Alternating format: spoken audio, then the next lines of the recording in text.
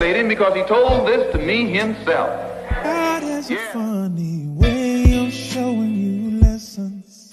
Today it's time to stop singing and start swinging. I just need you to know that I see you and I'm proud of you. I need you to remember that you royal and we proud. He took at least 9 that we know about. And I'm not speculating because he told this to me himself. God has a funny way of showing you lessons. Today it's time to stop singing and start swinging. I just need you to know that I see you and I'm proud of you. I need you to remember that you royal and we proud. He took at least 9 that we know about. And I'm not speculating because he told this to me himself. God has a funny way of showing you lessons. Today it's time to stop singing and start swinging. I just need you to know that I see you and I'm proud of you.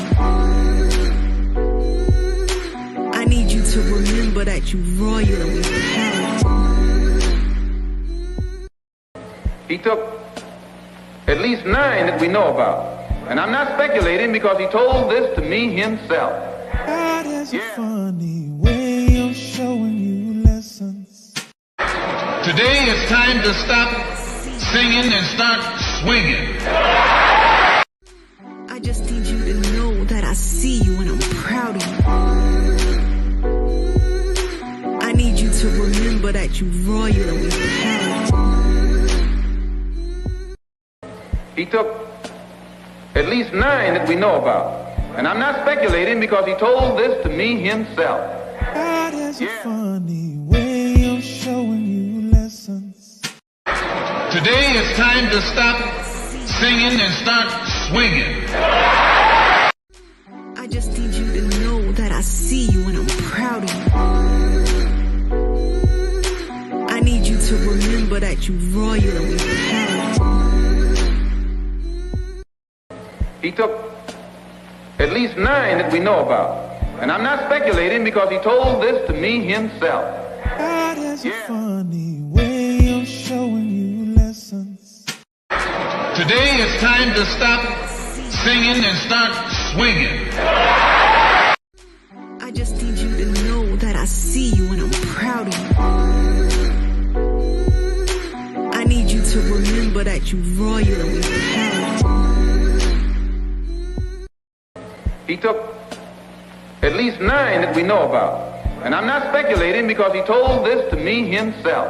God has a funny way of showing you lessons. Today it's time to stop singing and start swinging. I just need you to know that I see you and I'm proud of you. I need you to remember that you royal and we proud.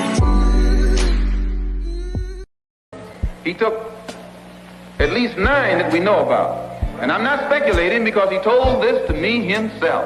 God has a funny way of showing you lessons. Today it's time to stop singing and start swinging. I just need you to know that I see you and I'm proud of you. I need you to remember that you royal and we proud. He took at least 9 that we know about. And I'm not speculating because he told this to me himself. God has a funny way of showing you lessons. Today it's time to stop singing and start swinging. I just need you to know that I see you and I'm proud of you. I need you to remember that you royal and we proud. He took at least 9 that we know about. And I'm not speculating because he told this to me himself. God has a funny way of showing you lessons. Today it's time to stop singing and start swinging.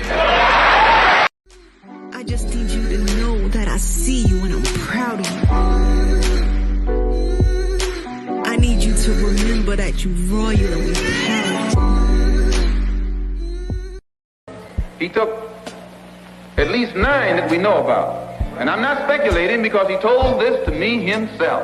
God has a funny way of showing you lessons.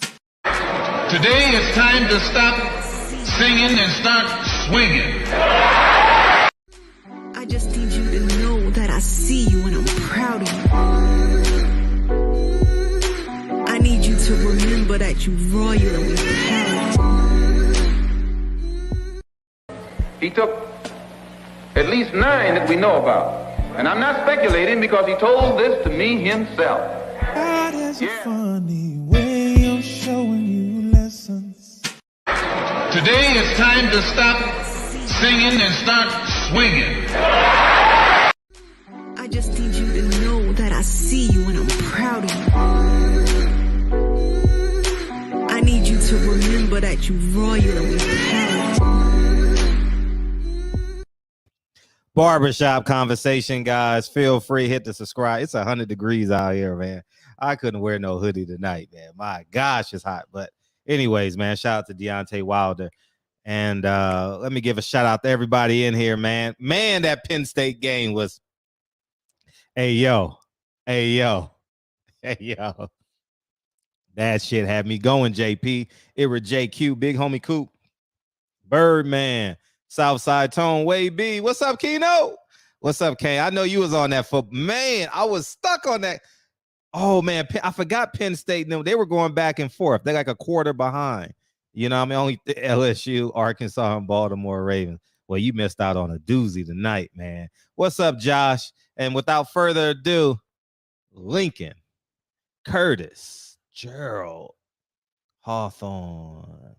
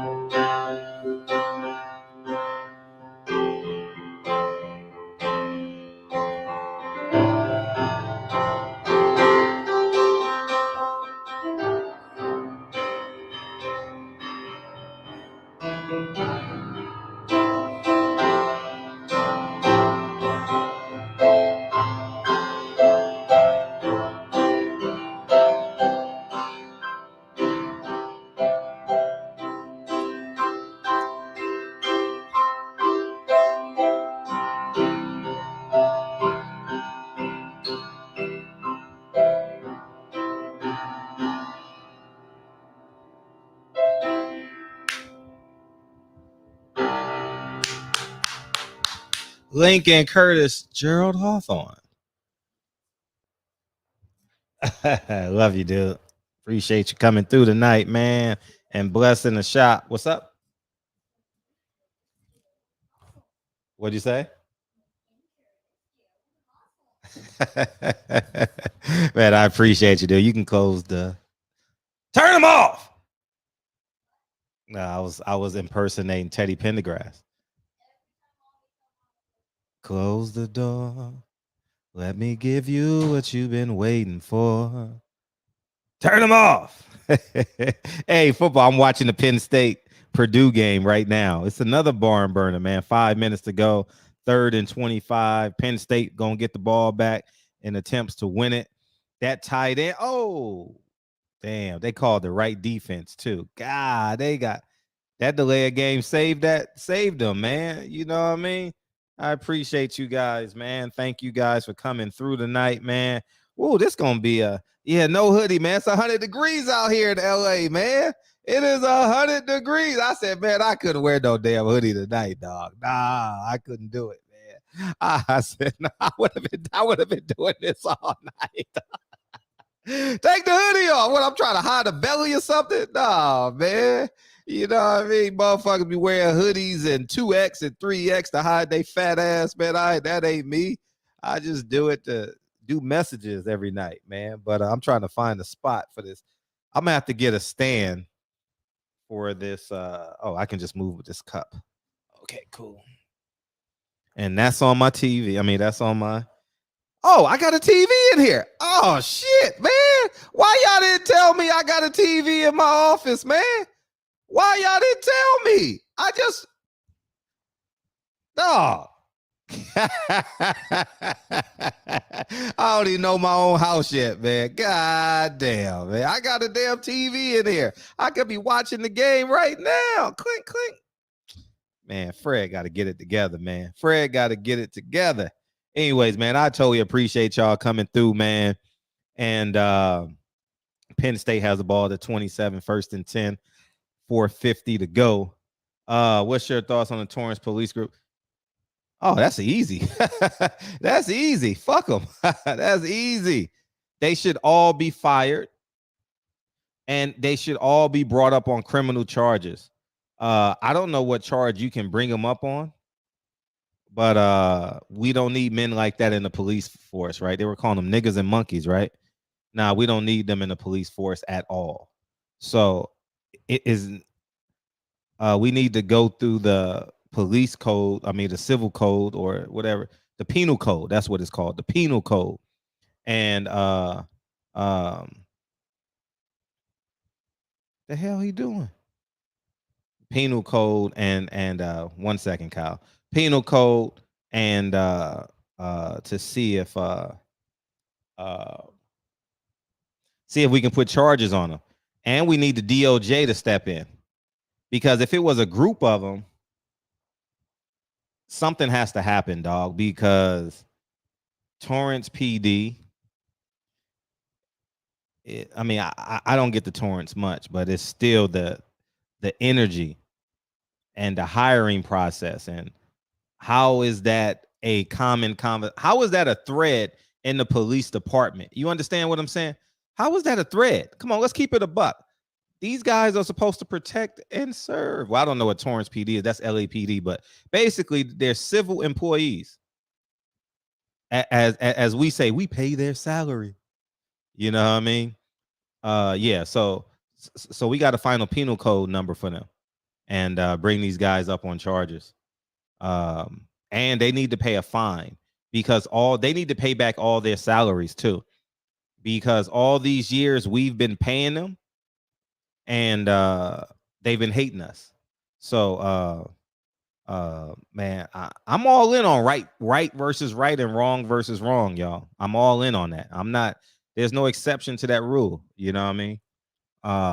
So it's all over the country in spots. We have good police officers. You know what I mean? Because if we say all police officers are bad, then we could say all black people are bad. Then we could say all nurses are bad. All doctors are bad. You know, I reserve the right to say all of them, but it's an unchecked, unmitigated consequence for us, because we're not doing the hiring. No, that's the easy way, B. Because we're not doing the hiring. They are. And that's why it's important that we have these jobs, and then you use that 9 to 5 to create your level of independence, man. You know what I mean? So if anything go bad, you know, you got your independence to free yourself on. You know what I mean? Defund the police. We can't defund the police, man. We ain't got nothing to replace it with. We can't do that. You know what I mean? We can't do that. I understand pulling back some of their 2022 amenities, you know, quite possibly, but damn, it's hard to defund the police and take police off the street when crime is up all across America. I mean, up all across America, like insanely up across America. The numbers are ridiculous. And so I don't know if we can do that, but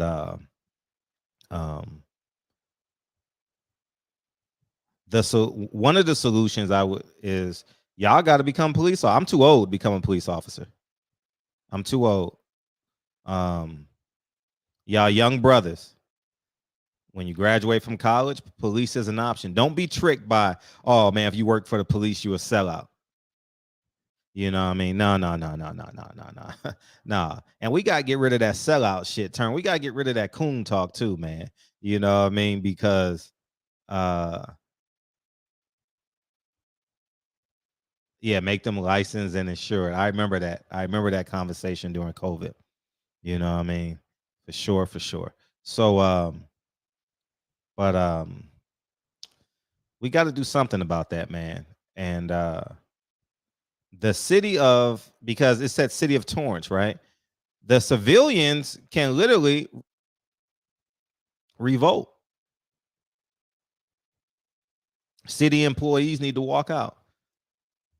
I would. I'm just being honest. I would 100% walk out. Fire me. We got to stand up for something, man. You know, I did it at the as a school teacher, but I had a one-man revolt. That was funny. I walked out of a damn teacher meeting. We got to teach these fucking kids, and I walked out and left. And you know, but that tenure shit is powerful. When you're a school teacher, man, there's nothing they can do when you're tenured, man. Shit, it's nothing you can do. Nothing. Like, it's like, and it's, yeah, being a cop should be an honor. Yeah, you're absolutely right. You're absolutely right, man. It's we got to get rid of these motherfuckers, man. And if you're a school teacher, police officer, anything that requires any place where you have absolute power. So if you're a doctor and you touching these women, if you're a police officer and you're overcharging, if you're a school teacher and you're molesting these kids, the crime should be double because you have absolute power. You are the judge and the jury. As a police officer on the street, as a school teacher, as a what do you call them parents? The adoptive parents. Crime should be double. Crime should be double. Parents, if you molest your kids, crime should be double, man. I don't know why we just sit and be like, oh, it's cool, man. It's no, man. Crime need to be double. You know what I mean? And I stand on that, man. I literally stand on that, man. And but these fucking police, man, these fucking police, man. How many of them was it? 15 of them? Let me Google that shit. I didn't read the article, but I saw it on the Instagram. Torrance police. Let's see how many of them were.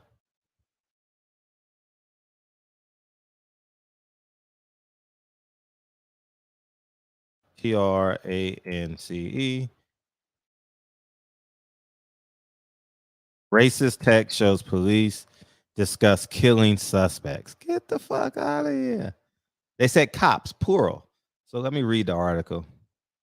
I'll pull it up and then we'll get started on the show. How about that? Wait, hold up. Let's see if I can. Okay, cool. Close. All right. Because some of you guys are in different states and I haven't read the article neither.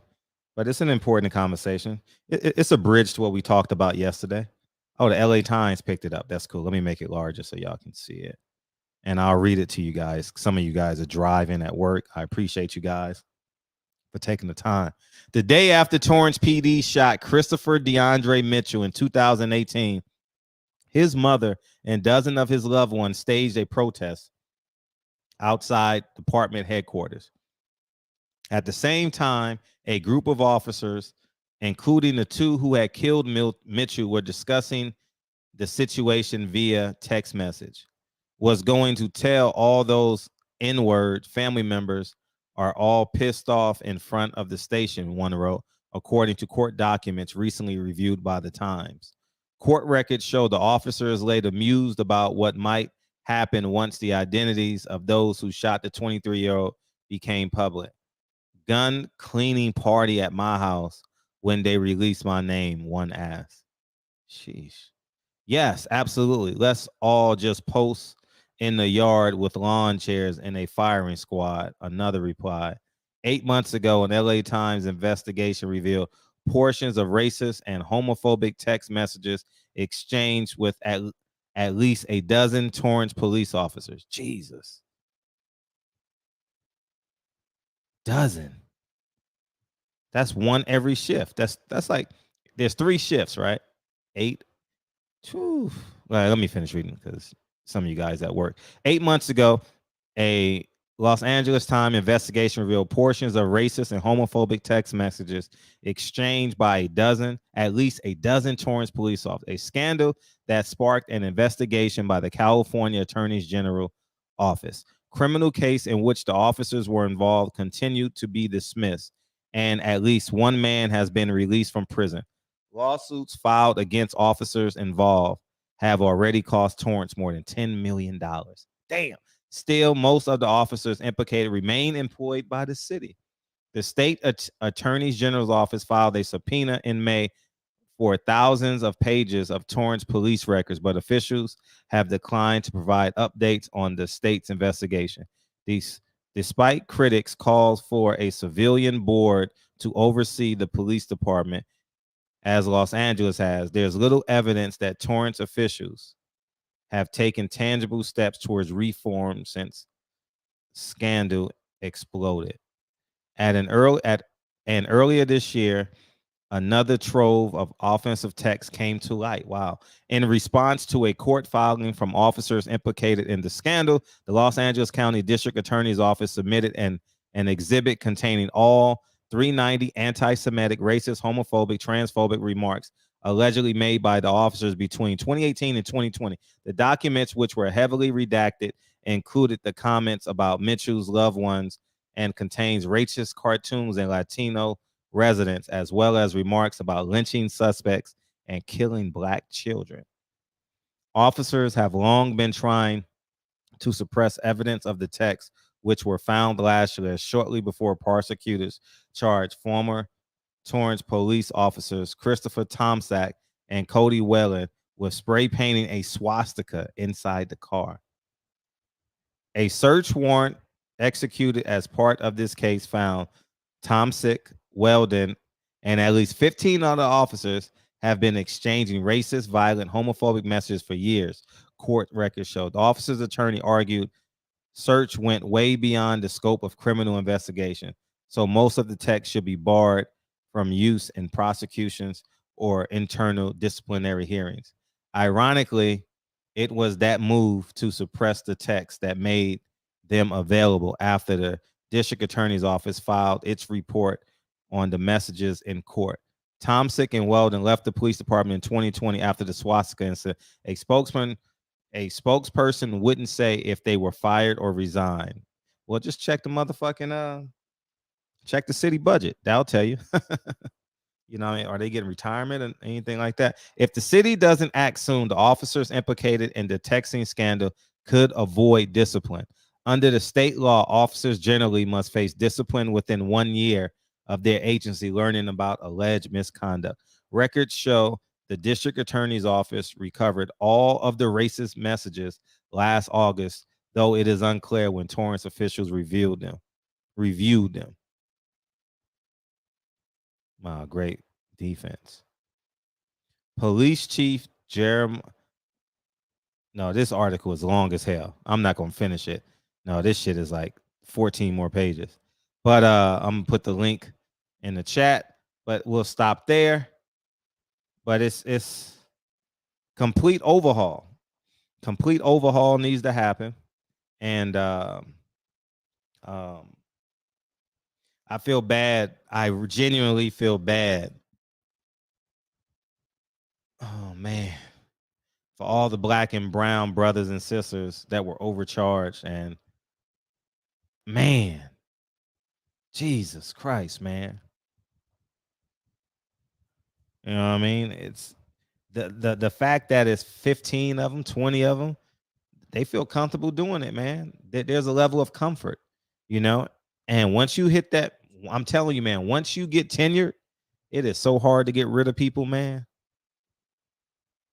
It's super hard, man. And I feel bad for the people that has greatly impacted, man.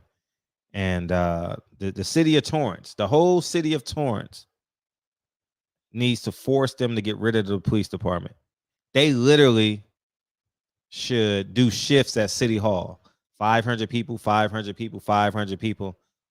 Shut the fucking city down until they get rid of these police officers.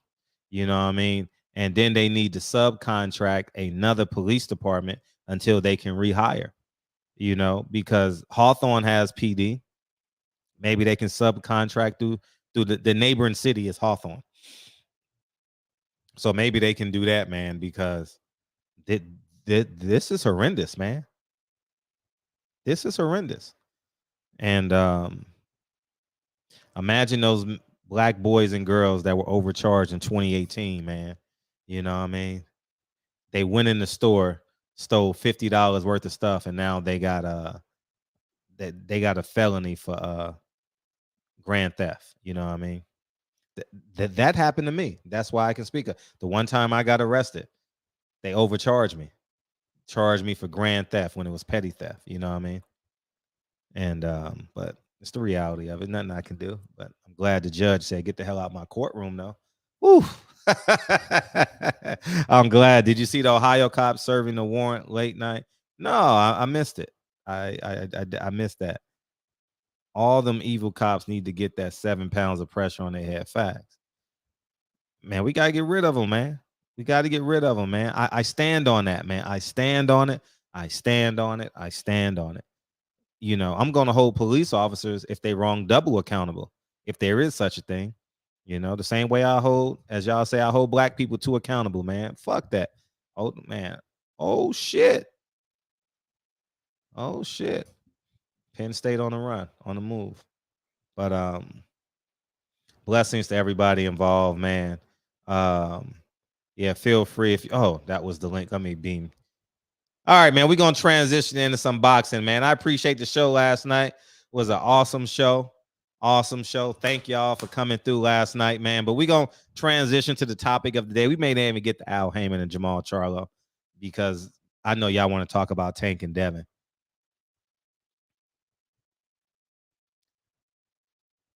Oh, did he get out of bounds? He got out of bounds. So Tank and Devin are going back and forth on Instagram, and Steven Espinoza chimed in.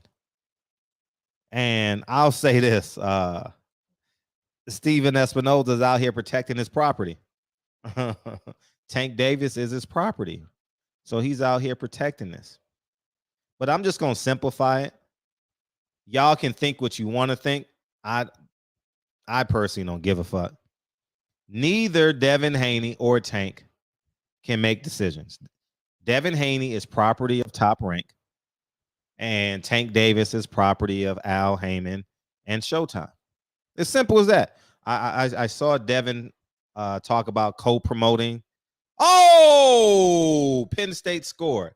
Promotion about he's co-promoted. That don't mean shit. That don't mean nothing. Bob Arum is in charge of Devin, and Al Haymon and Steven Espinoza is in charge of Tank Davis. It sounds cute on the internet. I'm a boss. I'm a boss. Nah. You're an employee. Your NBA players are employees of their how you call it? The owner. Every New England Patriot is an employee of Bob Kraft. You know what I mean? Every fighter at Top Rank is an employee of Bob Arum. It's simple, man. And the fight ain't happening. It sounds good on Instagram. It gets everybody excited. It don't get me excited because it don't mean shit. You know, it really don't. You know, some people may call me a dream killer. It ain't no fucking dream killer. The shit ain't happening. Tank can't make his own fights, and Devin can't make his own fights. You know what I mean? Not unless they got the money. If they can get a private source, you know what I mean? What's up, Mike? If they can get a private source and do it, and that's fine. What's up, man? Hey, can you hear me? Very well. Yeah. Oh man, you switched gears on us. I don't know how you can switch gears after reading that article, bro. Easy. That article is yeah, it's telling.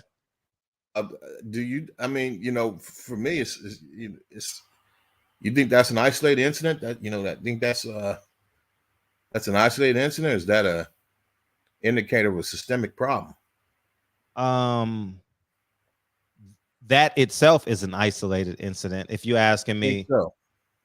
if you're asking me, does it happen nationwide? I would say yes, for sure. Well, without question. So it's not isolated. It's common. No, but I don't know if it's common. But I know it happens more than it should. You know what I mean? Because common would mean that it's in every police department. I know there's bad cops, but 20 police officers in every police department is racist. That's tough to that's well, tough. I mean, that's not the tough pill to swallow. That's not the first time you heard about it in Los Angeles. No, this is the second time that I've heard about it with the sheriff's department. What about the one brother that was he was a ex-military officer, went to work for the LAPD. Oh yeah, Chris Donor. Yeah, I mean, come on, man. I mean, this is he went to war with the whole department. I mean, in regards to their policies, right? Literally, and so like I told you, when I had my encounter with the LAPD, when I was at USC, man, and there were police officers that were going to school there. Man, they were aggressive towards me as a student, as a doctoral student. Right. It's like they declared war on everything black in Los Angeles. So I don't see how, that situation that we're reading today, they're talking about these people talking about killing black children. I'm with you on it. Right. This is a serious problem. I think they need to do life. First of all, they're not even close to doing a week or a day. Right. They need to do life in prison. The article said they haven't done a damn thing about it. Right. And don't intend to do it. Right. It's something about that it's a year. After a year, they don't even investigate anymore without inside the department. That's insane, right? I mean, anyway. It's up to the residents, man, what they gonna stand for. Yeah, they got them. They got them hook, line, and sinker. What are the residents going to do? Are they just going to say, we just want these men to police us? These men and women to police us? They literally can revolt and change the whole motherfucking city charter immediately. And they would get a subcontracted police department until they can redo theirs. So literally you have a whole group of people that are paying state and federal taxes for the people that they pay the taxes to hunt them down and murder them. You paying someone to hunt you and your children down and murder you. I mean, that's the language they were using. That's exactly what they're doing. They're talking about after they murder someone, going out and having a clean gun party. No. All right. And when you look at that, I think it captures the soul of white supremacy in this country. That article you read, and that is not an isolated incident. That is commonplace in just about every major police department in this nation. That's my take on it. And I know for a fact when you look at what's going on in Los Angeles, I interacted with the LAPD as a student out there. Absolutely ridiculous, man. You could feel the racism. Here I am, military person, in a doctoral program out there. They just read. I mean, I was public enemy number one out there, man. And it was the only thing that was quote unquote wrong about me was their perception of the color of my skin, what that meant. My skin color was a uniform that put me at war with those officers that I ran into at USC that were LAPD. You could feel the tension. They didn't even know me, but they knew I was a doctoral student there, but you could feel it. So that's I'm done. I'll leave it alone. But to move away from that, that is a very significant article, and it's something that needs to be addressed. Though every arrest that department has made, every sentencing that has come about as a result of their investigations and their actions needs to be brought into question. I agree. And each of those individuals in that department, top to bottom, should be federally investigated and prosecuted if found guilty of committing crimes against the citizens of that community. And based on those texts and the information that's been put out and the historical information that's related to policing in Los Angeles, I'm sure there's going to be plenty to find if the investigations take place. But the problem is, they already said inside the department they're not going to investigate it. The LA Times said they're not going to do a damn thing about it. They said that in the article. Damn.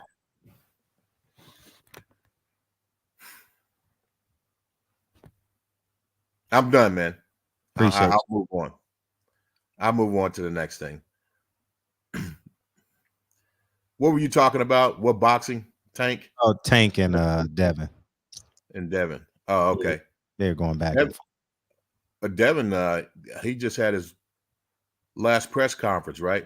With Kambosos? Or not the last one? Yeah, last week or 2 weeks ago. Yeah, he sure did. Yeah, he announced it. Yeah. Uh-huh. I think Kambosos, I don't think he's going to come out this next time trying to pose and you know, like, and mirror. Devin has it now. Yeah, I don't think he's going to try to mirror Devin like he did before. You know,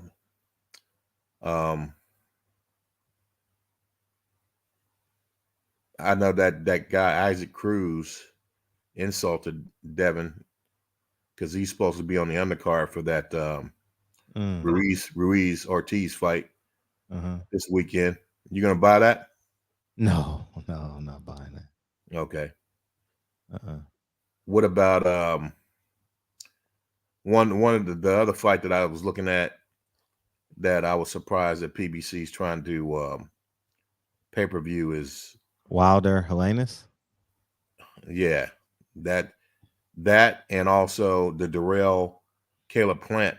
Yeah, it's a good card. It's a good card, but it shouldn't. I mean, I agree. If you question if it should be on pay-per-view, they're trying to pay-per-view that as well. So, you know, so I think that for them not to be able to sell that fight to Showtime and put that on just regular, you know, or regular Fox, then PBC must be in a bad situation. I would just put it like, I wouldn't expect Darrell and Caleb Plant, a non-championship fight, to be pay-per-view. I'm having a hard time. Good point.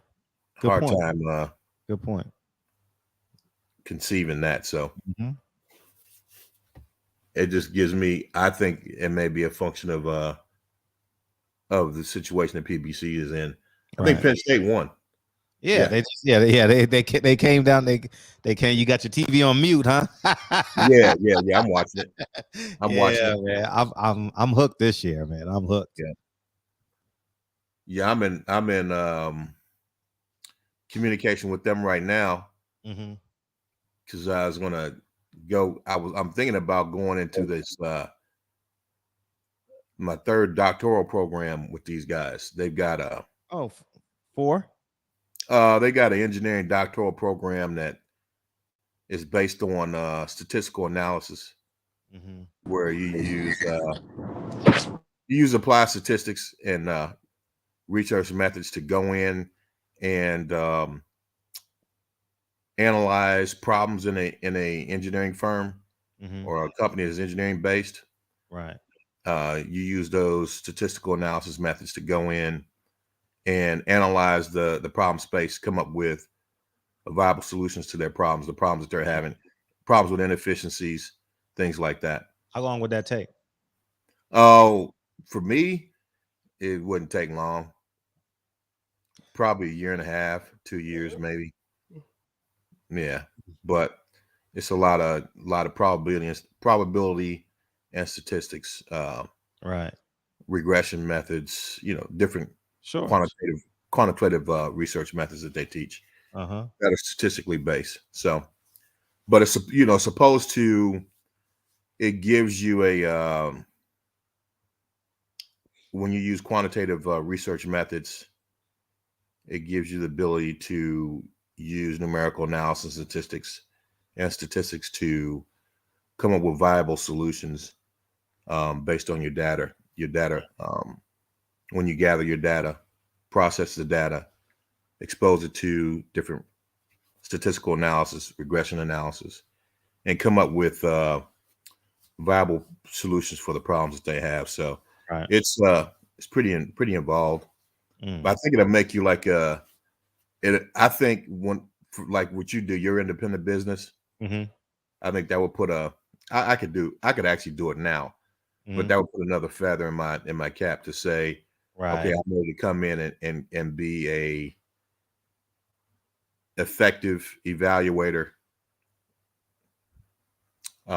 in a engineering firm like that, to come in, do an analysis of whatever systems they have in place and find issues with it, and then viable solutions to correct it so they become more efficient. That's engineering consulting. That's basically what it comes down to. So I'm thinking about doing that. I mean, for me, breaking into, that's what I've done all my life, that environment. So breaking into something independent that way will be a lot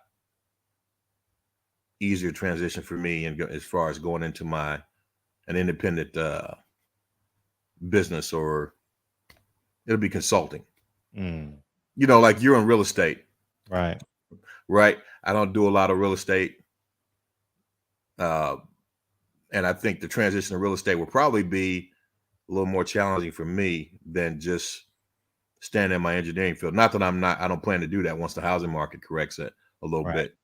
Get into that. But I mean, as far as starting my own independent business or company, that type of information, that type of skill, honing that is something that will feed into what I do a lot better. Be a more natural transition to get off the corporate plantation. Right. So you would start your own independent firm. Yeah, consulting firm. Yeah. Beautiful.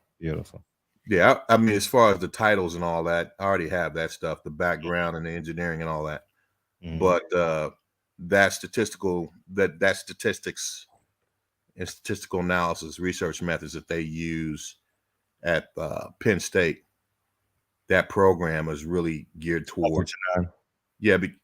And then, a lot of the engineering firms right now, they're cutting a lot of costs by getting rid of inefficiencies in their processes right now. And the way that they're doing that is you got to have someone that can come in, utilize those statistical research methods to identify those problems, and then come up with viable solutions, and then have the numbers behind it to prove that whatever solution that you have proposed is a viable solution because the numbers support it. Right. And that's where the statistical analysis comes in. Gotcha. Yeah.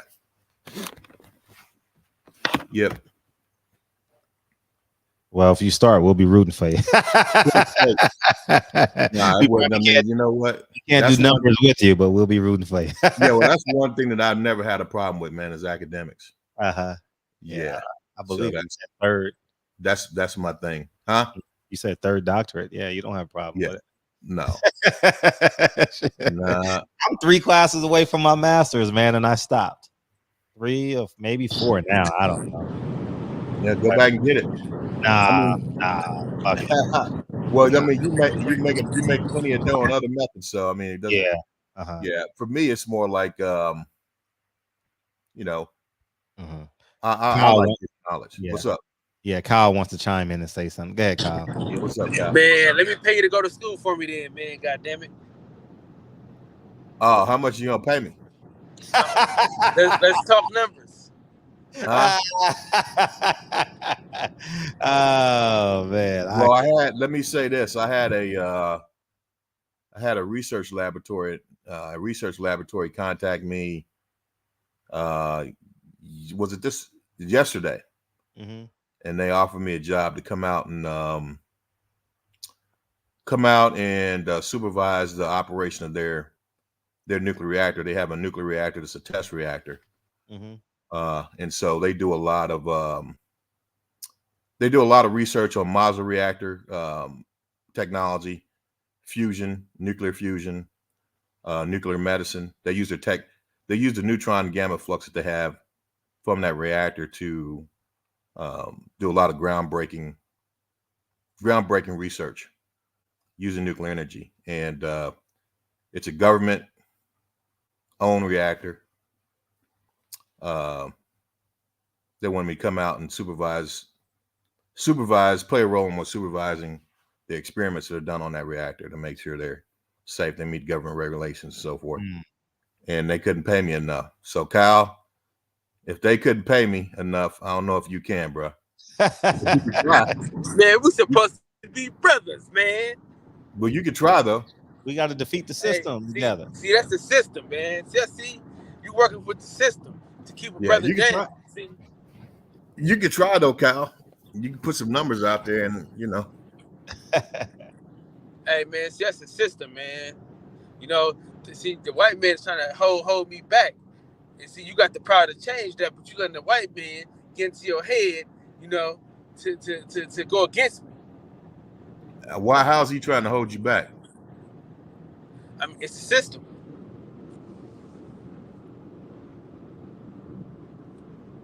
All right, that joke ain't working too well tonight, Kyle. But yeah, that shit kind of. but yeah. Yeah. So you're going for your third doctorate, and yeah, nah, that's amazing. And yeah, well, I'm thinking about it. Let me put it that way, because it's an, and the only reason I brought it up because it's at Penn State. Yeah, and Penn State just won. Yeah, they just won. Yeah, Penn State just won. Yeah, and who you got winning this weekend? Luis Ortiz. Did you see his abs? Did you see Andy Ruiz's abs? No. He got abs now, man. He's you know, shape. I mean, I know. I saw his neck though. His neck is big as all get out, man. So he looks strong. Yeah, and he looks like he's ready to win. So, and and Ortiz looked a little worried, man. But you just never know with him. I think that if he's reached that age where he should not be in there, it's gonna get revealed in this fight. And then the other thing is, Andy Ruiz is a dirty fighter, in my opinion, because Andy Ruiz. Yeah, I think he throws a lot of illegal blows. He throws a lot of illegal blows behind the ear. You know, I think that's how he bet. That's how he beat Joshua, throwing a lot of illegal blows. But I've seen him throw a lot of legal blows and really aim for that, you know, to hit you in the neck, hit you behind your ear, that sort of thing. And if he breaks that out, I don't know. We'll see. Hopefully Ortiz is ready, because Andy Ruiz looks a lot bigger than him, and the truth be told, he looks stronger. So we'll see. Yeah, we'll see. We'll see. He is older though too. He's definitely older. He's definitely. I think if he's not ready, that age will come out in this fight. Right. Oh yeah, I'm gonna buy the fight. By the way, you going to the fight? I'm gonna buy it. Oh, why? You interested in that card? Well, you know, because I want to support boxing, so it'll continue to be available. You know. Yeah. I mean, you can argue that, but yeah, that's shit. I mean, man, that's a welfare system for PBC, man. Look how many pay-per-views they going. Look, they got him, Tank Aid coming back in December, Wilder in October, and I guess they're gonna do Spence and Crawford in November, they say. So I might buy the Wilder fight, but I doubt it. Mm-hmm. I'm gonna buy this Ortiz fight. Mm-hmm. I'm not gonna buy the Caleb Plant fight. That same card. Oh, that's Wilder. That's Wilder card. Yeah. No, that Caleb Plant and Andre Durrell. I like that fight. I just wish it was free. Yeah, that's the main card. Yeah, and it's pay-per-view. I couldn't believe that. I'm gonna buy it because Wilder supports the channel, so I'm gonna buy it. Yeah, I might buy the Wilder fight. I don't know. So you gonna buy the Luis Ortiz fight, but you're not the Wilder fight? Well, I mean, I'm gonna buy the Luis Ortiz fight. The card is better. The card is definitely better. I think the card's a little bit better because Isaac Cruz is going to be fighting on that undercard, I believe. Oh man, he's not all that, man. He's not all of that, bro. But I mean, he gave Tank his toughest fight, I think, that I've seen. He just didn't get knocked out, bro. That's the only difference. Here's the thing that I would say with that Isaac Cruz, with that particular fight, is that even though Ortiz is getting older, I think that's really for me, that's his biggest negative. But as far as his preparation for these fights, his skill and abilities, I think they're top notch. So his biggest thing is he's getting older. So I don't hold that against him. Whereas Wilder, support the brother 110%. I wanted to see him beat Tyson Fury every single time. But I think he fell because he wasn't ready. He wasn't ready cardiovascularly and ran out of gas in the second, third round in both of those fights, the second and the third fight. So I can't really. I want to, and I think that's a training issue where it wasn't doing that road work, and so, I don't know.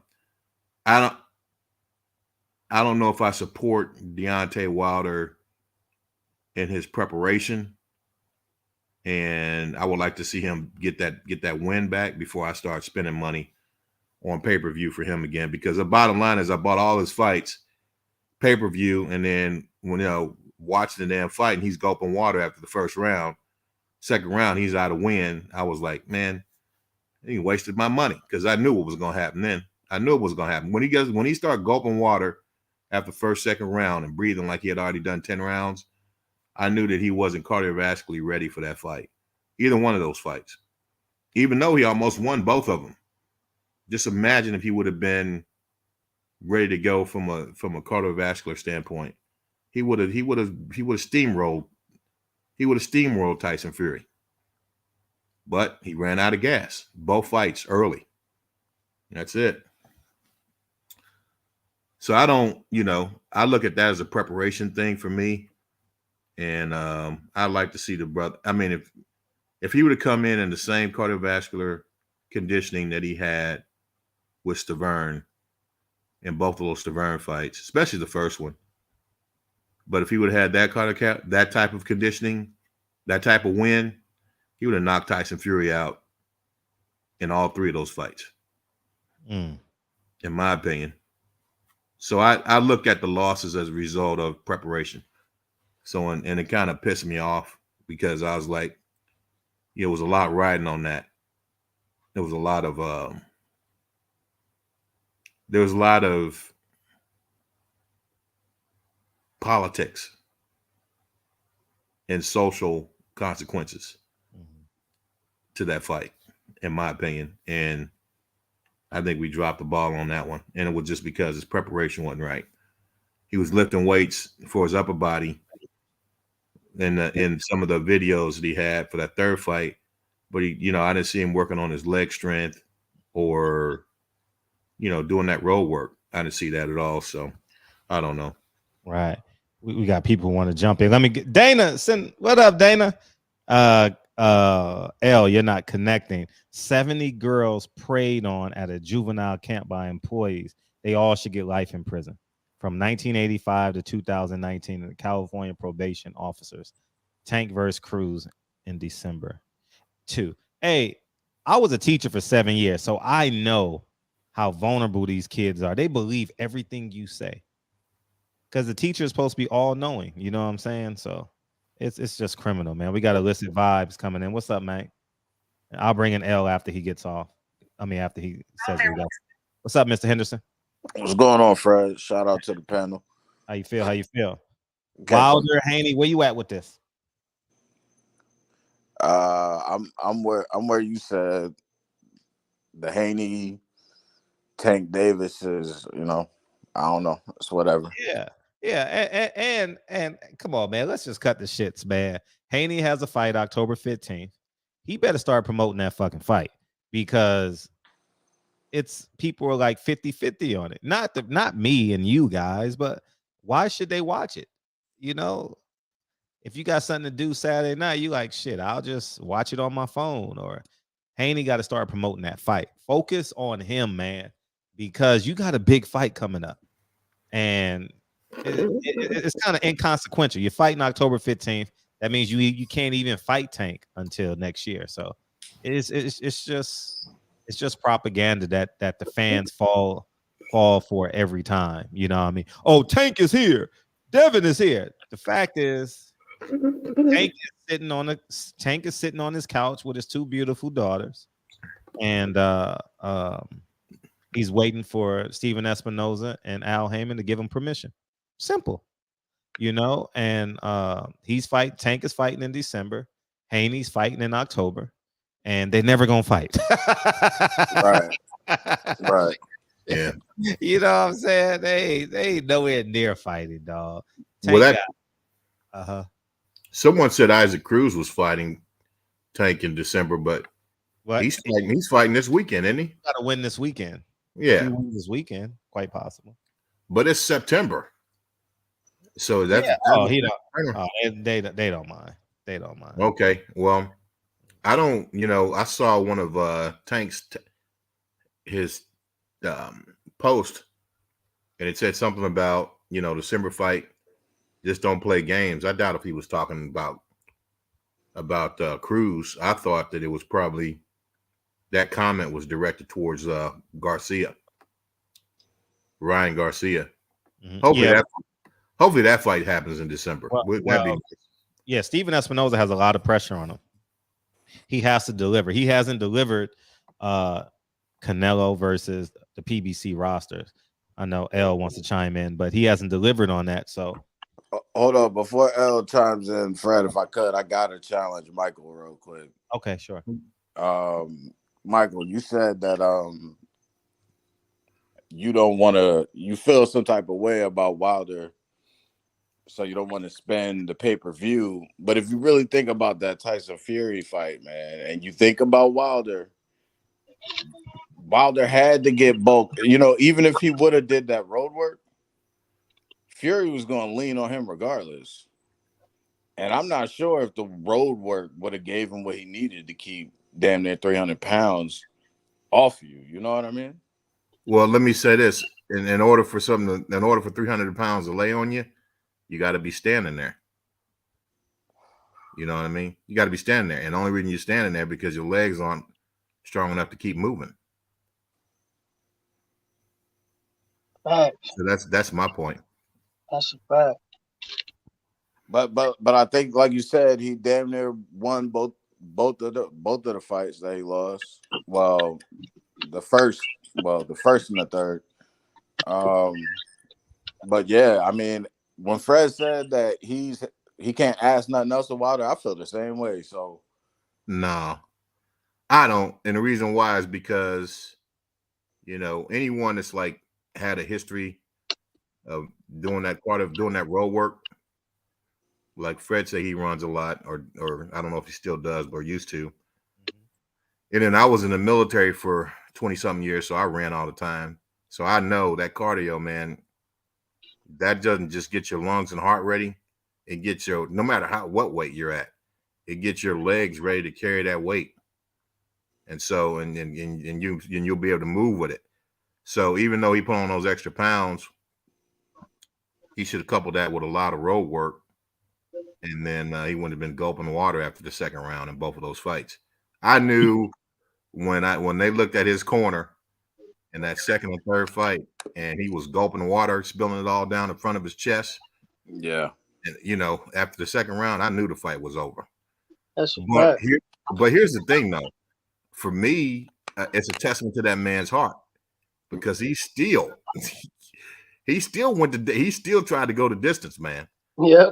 That brother's got a champion heart without a question. He just didn't have the right preparation.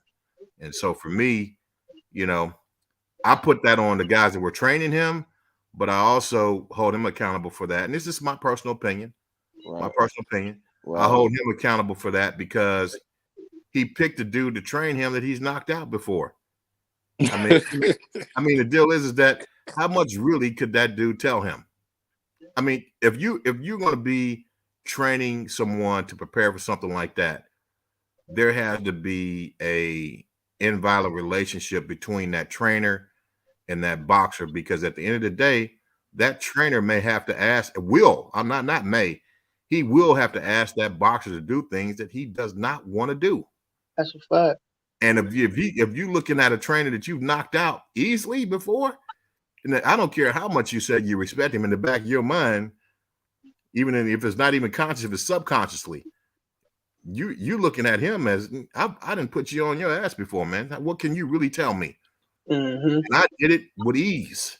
So what can you really tell me? I just think that I would love to see Wilder get with Derek James.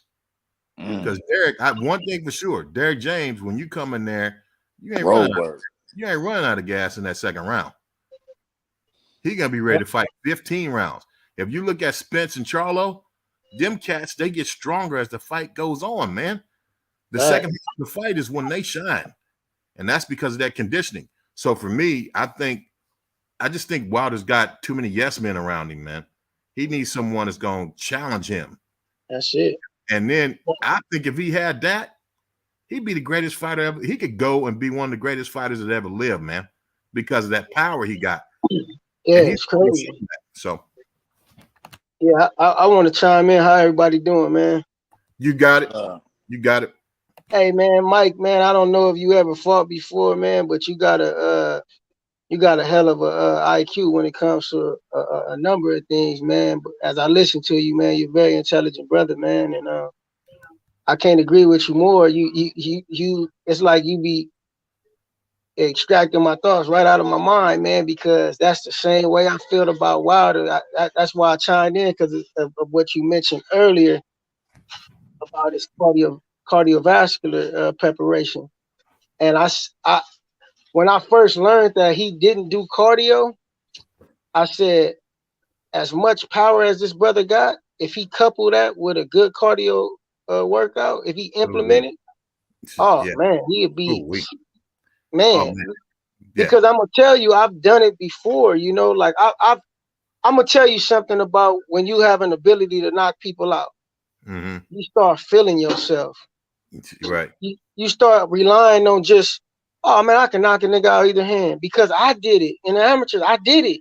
Right. Like before I knew I possessed that ability, I trained my ass off. But that's what got me to create them opportunities in the ring and to be able to just attack and be able to identify, execute, and decimate a guy. But then when I started seeing like, oh man, I can knock a guy out with either hand, any kind of punch, man, my training level went down. And then that's when the competition start catching up to you and you start feeling yourself.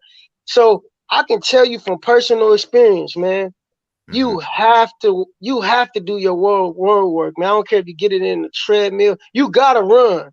Yeah. You can use swimming as an alternative coupled with the running to kind of lessen the impact on your joints, but you have to run, man. You have to run. Nothing substitute the running, man. That's you have to, because that's like resistance cardio, because you pushing your own weight, you know, forward. Like you have to run. You got to. Yep. The fact that brother didn't do that, you said it the second round. That's when I noticed. I said, man, Wilder is in trouble, man. I said, oh fuck, it's over with. And like you said, it's a testament to that brother, his heart being just made of pure gold, and him having the will and everything to just keep going, man. But I knew it was over after the second round, man. I knew it. I say, fuck, man. And another great point, Malik Scott. I personally feel like Malik Scott is one of the better trainers in the game, but I don't feel like you mean, I don't feel like Deontay Wilder respect him enough. Like you said, either consciously or subconsciously, you have, man, it's hard to. He has a lot of yes men around him, and it's hard for a guy like Wilder he's a prideful brother, man. You know, as much as people try to say, oh, he's humble. Nah, he's actually very prideful, and rightfully so. He's earned the degree to be proud. You know, that's cool. But there comes a time where you have to give way to a greater set of knowledge from others. You get what I'm saying? Like some people have more knowledge about. You look at all the greats, man. Mayweather had a hell of a cardio workout. Ali had a hell of a cardio workout. Like Cesar Chavez had a hell of a cardio. These guys had cardio. Yeah, look, it's no point in trying to reinvent the wheel. That's what I don't like about a lot of these trainers today. They try to reinvent the wheel. Man, stay true to the art. Stay true to the science. The science don't fail. You get what I'm saying? Right. Enhance that. You know, get better at that. But don't try to change it to say, oh yeah, this is my style of doing. Nah, your style of doing that is it's gonna catch up to you, man. And it caught up to him, man. He needs somebody. You said a great person, Derrick James, because Derrick James wasn't the kind of guy. I don't give a fuck who you is. I've been in this game for years. You can't, you know, you can't really tell. You can't tell me nothing. You know what I mean? I'm gonna try to help you. And Malik got the same way. I respect minds, man. You know, and he's a boxing mind. You know, I could tell you are as well, Mike. I respect guys. Even you got some guys who never fought, but they have fighting minds, man. So when you're able to see the game from that aspect, you are valuable to. You're an asset to somebody. Yeah, Malik, I agree with you 100%, man. And you know, Malik Scott, he's definitely an intelligent guy. I was not trying to minimize his skills and abilities. I'm just saying he's not the right trainer for Wilder. Yeah, I don't believe he's the right trainer for Wilder, not because he doesn't have a game plan that can make Wilder successful. It's just that even in that third fight, Wilder was only able to execute that game plan that he had was to go to Fury for one round, and it was over. Yeah. So that's where he could not teach Wilder. He could not motivate him to say, hey, man, you need to be able to execute this for 15 rounds to win this fight. Exactly. And the weight, you know, the weight gain, I didn't necessarily think that he needed to put on no extra weight because, like you mentioned, look, man, you win the fight. Wilder's a sprinter as far as a fighter. Hey, we can't hear you. Can you hear me now? No, you gotta come out. Who's that? Who is that talking? Can you hear me, Fred? Who is that? KP. Who is that? KP. That's KP. Oh no, we can. You gotta come out and come in. I'm gonna. Hey, one thing about one thing about me, man. I don't. I never boxed. You know, professionally or amateur or anything like that. I just grew up in the streets. You know what I mean? So we had, you know, when I was growing up, it wasn't you had to be able to get out. You know, you had to be able to get out. So yeah. So that's how, you know, that's how I learned the little things I learned about fighting. Had to do it. Yeah, but you intelligent enough to know, man, this shit is everything in life is cross applicable. You know what I mean? Common sense is cross applicable to everything you do in life. You know. Yeah. But go ahead, KP. I see you back on, brother. Can you hear me? Yeah, now you much better. As hard as it's to say, man, Wilder's our guy. We all got an affinity for Wilder. Mm-hmm. But Fury is just his guy. Every fighter has a guy. I don't think nobody else beats him in the heavyweight division besides that guy. So I don't care what night it is. The way that dude got up off them punches, none of us expected him to get up. We've watched this dude put everybody to sleep with one punch. He didn't have to necessarily land the second punch. Most guys is gone. Like, he is the greatest one-punch fighter I've ever seen in my life. I don't know a guy that I've ever seen that touch people and they disappear like that. If y'all know a guy, just tell me, because I don't know. That's facts. So, at the end of the day, as great as he is, there's just one guy. And that guy was Tyson Fury. A guy that's damn near 300 pounds, his same height, who was trained to be a fighter from birth. That's one thing we missing. Tyson Fury was trained from birth. Wilder didn't start training until he was 20. I agree with that partially because, you know, there is everybody, you know, everybody got a kryptonite, but I'm gonna say this. I believe, like me and you talked about this too, Fred. In the first fight, something clicked with, and it happened by accident with Fury. He realized after he got up that damn, because he started coming forward after he got up. Like you can either get knocked out the fight or you can get knocked in the fight. Both of those things occurred with Fury. When he got cracked, he got knocked out the fight. But when he got up, he was right back in it, and he realized something. And he didn't get it till afterwards. You know, he got up and he started stalking Wilder down, and he started noticing, damn, all I got to do is stay on the front foot. He remembered that in camp going forward. So watch this. He also realized this, and I'm going to tell you this. He realized I'm smarter than Wilder. Yep. And you know what, El? You remember what fight this happened in too? You seen it live. You seen one of the greatest fighters do this in fight, though. Floyd Mayweather did that to Shane Mosley. Of course. When he landed that right hand. When Shane Mosley landed that right hand, he ate it, he took it, he got his balance, and then he started walking Shane down. Oh yeah, and the fight was over. And I was talking to one of his brother. He used to fight, and I told him, I said, that's called like a days factor. You know, everybody got a days factor, and your days factor is dependent upon how good you are in shape. Like Mayweather was only able to take that punch, one, because of his will, but also two, the brother got legs out of this world. Like, and his reserve is crazy. Like, so he could withstand that and recover in such a. His days factor was like this, you know, almost instantaneous. But with Wilder and Fury, man, Fury understood that I'm smarter than this guy. Like Wilder sometimes reacts off emotion and off of just sheer tough guy mentality, and you can't do that in a fight, man. Hey, babe, give him his what you call it? You can't do that with Fury, especially. You can't, because I'm gonna tell you this is how intelligent Fury is. If you notice, every time he got knocked down by Wilder, he always took a moment to regather himself, and he assessed the situation from the mental first. He didn't give a damn if he got knocked down. Sometimes he went down just to avoid getting hit with a bigger shot. I noticed that. And see, Wilder was just trying to show him, man, I'm tough. Nah, man, you should have realized your cardio was gonna fail you that first fight, and you should have worked on introduce that into your regimen and realize that just like you mentioned earlier, Mike, Wilder didn't have to be there to lug and bear that weight. And like you said, Mike, the only reason why he would have to bear that weight because he's dared to get weight put on him.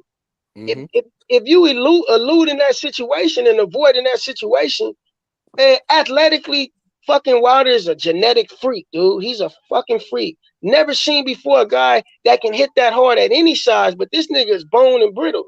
When you look at it, you're like, damn, this nigga skinny. How's he hitting this hard? That's unheard of. This nigga probably the best, like you said, the best one punch. I don't think anyone ever in the history of man hit as hard as him that we've seen recorded. Man, like this nigga hit hard, man. Like, that's crazy, man. The way he hit guys, and guys can say, "Oh man, he fought bums." Man, everybody fought bums. Mike Tyson fought bums, but this nigga has a one punch knockout in either hand. That's crazy, man. Like, training guys and being in the gym and loving the game.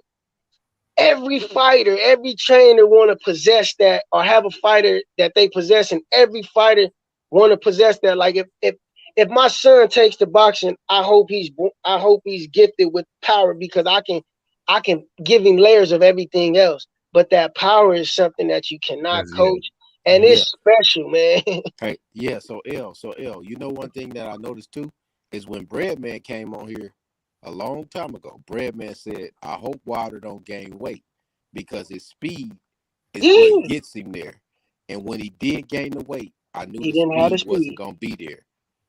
The speed level that he needed gave him that much of an edge to land that straight right hand. Because he was that much off with the timing and just the like he that.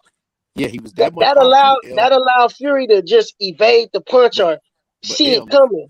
But if you was coaching against him, you would not tell your fighter to stay on the outside with him. You tell him to get on the inside, right? Because you can't be on the outside of Wilder. Oh, hell no. Because see, the fighters know, Fury knew he had to get inside of him. For sure. Get that weight on him. So that's the only way. Like, if you got a guy, Wilder is a guy with a fucking 44 Magnum. You know what I'm saying? He gonna hit for you. Sure. But you got to get on him. You got to get in him. And if Right. you don't get in him, you done. Fight is over. Yeah. So all the guys that want to dance, so Fury learned it in the first fight. He said, man, if I keep moving away from this motherfucker, he gonna touch me at the end of that punch. And he did, and he did it twice. And once Fury realized it, he ate it up and he took it to the inside. And the fight was over. Exactly. When he realized, man, I gotta stay on this front foot. It happened by accident. It happened by chance. But see, that's why as a fighter, when you possess that kind of advantage in a fight, you have to be able to read and execute right there. You gotta know. See, because like what I always tell guys, you don't ever want to underestimate the other guy in the other corner and his corner. You always want to be thinking for them. Like my coach used to always tell me, collect the first round. Don't show a guy what you got. Gather information. You never want to underestimate that other guy on the other side. And see, Fury, he faced his fear because, to be honest, Fury never lied about this. And he was just as cautious and fearful as any other man getting in the ring with him. He knew this guy can knock me out at any moment. But when he faced that fear and realized, damn, all I have to do is stay on that front foot, he got it by chance, dude. That's why he got it by chance. And like we mentioned, Fred, that's why I wish he would have fucking won that first fight, because he would have never had to give him a rematch. And Wilder would have been on top foot. Nobody would have beat him at all. Nah. But Fury was just smart enough to realize Fury's a fucking genius, man. And he changed everything. He went to a different trainer and everything. Man, come on, man. He changed everything. Look, it was like y'all seen this fight, Corrales and Castillo. Joe Goosen told Corrales, you better get inside of him right now. After he got knocked down with the mouthpiece. And what did Corrales do? He went right across that ring and got inside of him so he couldn't get hit with that hook. Man, that was a hell of a fight, too. Just I can't even watch that shit. That shit is too much. You start to see it how it was playing out. Certain guys know what they supposed to do. Tyson Fury was bred to be a fighter from birth, bro. For sure. Like, you can't take that away. He got 10,000 more hours the pedigree ever gonna get, bro. Yeah, the pedigree. He got all that. It's like Serena and Venus, bro. Like, you're not about to come on the court with the Compton girls and Richard done put all that shit in them, bro. Yeah. You can come in this motherfucker and you just learned at 18 all you want. But Venus and Serena got some shit that you ain't get because they've been getting it since they was 10 from Richard. Nah. I mean, I love Wilder. He's my guy. He always gonna be my guy. But that guy right there is the guy that he ain't gonna be able to beat. I'm sorry. Hey, KP, I disagree with that, bro. You can disagree all you want, but he ain't gonna never. Well, let me explain to you why. I bet you he never proved it to you. Okay, this is why I disagree with that. All right, the first thing is I don't think we really had a chance to see him at his best. Right, I'm fighting Fury, and that second and third fight because he ran out of gas too quick. So I think in order to make that assessment, you got to see a Wilder that's cardiovascularly ready for that fight. And if he's cardiovascularly ready for that fight, and then that outcome happens like that, then we can say I could move towards your perspective. But I don't think we saw Wilder. I mean, whenever he's tired in the second round, that's a huge disadvantage. You can't overcome that. The fact that he actually continued to persevere through those fights, that speaks to the purity of his heart. Like El was saying, I mean, the guy's a champion. I think he gave us everything, bro. No, I don't agree with that. I think he gave us everything he could. How could he, when he was tired after the second round? Hold on. Let me make this last point. This is the other thing. That's one reason why I don't think we've seen the best of Wilder in those Fury fights, because he wasn't cardiovascularly ready for those fights, in my opinion. Then the second thing is Fury may have been in the game for all his life, but Wilder's God gifted, man. Wilder's God gifted. You cannot dispute that. Now, No, it's no dispute. if you couple God gifted with right preparation, I don't give a damn how long Fury been in the game. Right. He's through. He's But through. I'm gonna say this though, Mike. That both of y'all brothers got great points, and I agree on both ends. But I agree with KP only for the reason of this. I've noticed this about Wilder, man.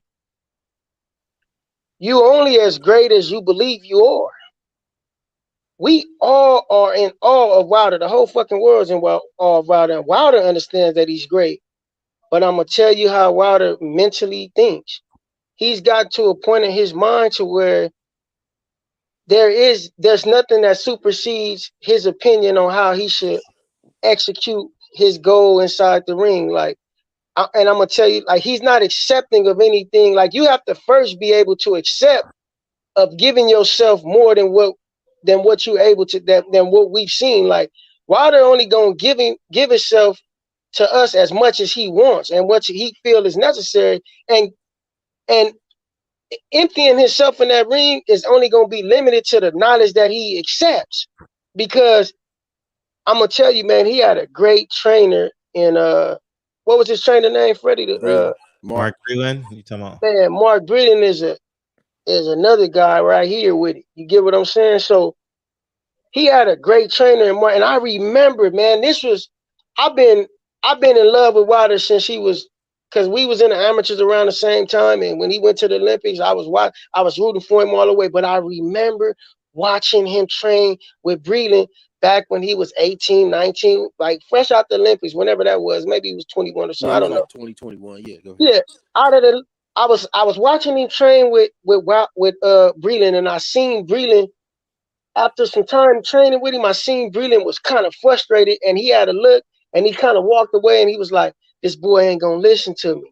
And I started seeing that play out over the course of their relationship and their training, and I said, he's not accepting of the knowledge to be able to allow that to help him. Exactly. Like, he don't want to be accepting of that, because he didn't got built up that, man, all you need is that punch, which is true. But it's some guys, man, that you're going to need more than that. And like KP said, Fury was that guy. I don't believe Wilder is going to,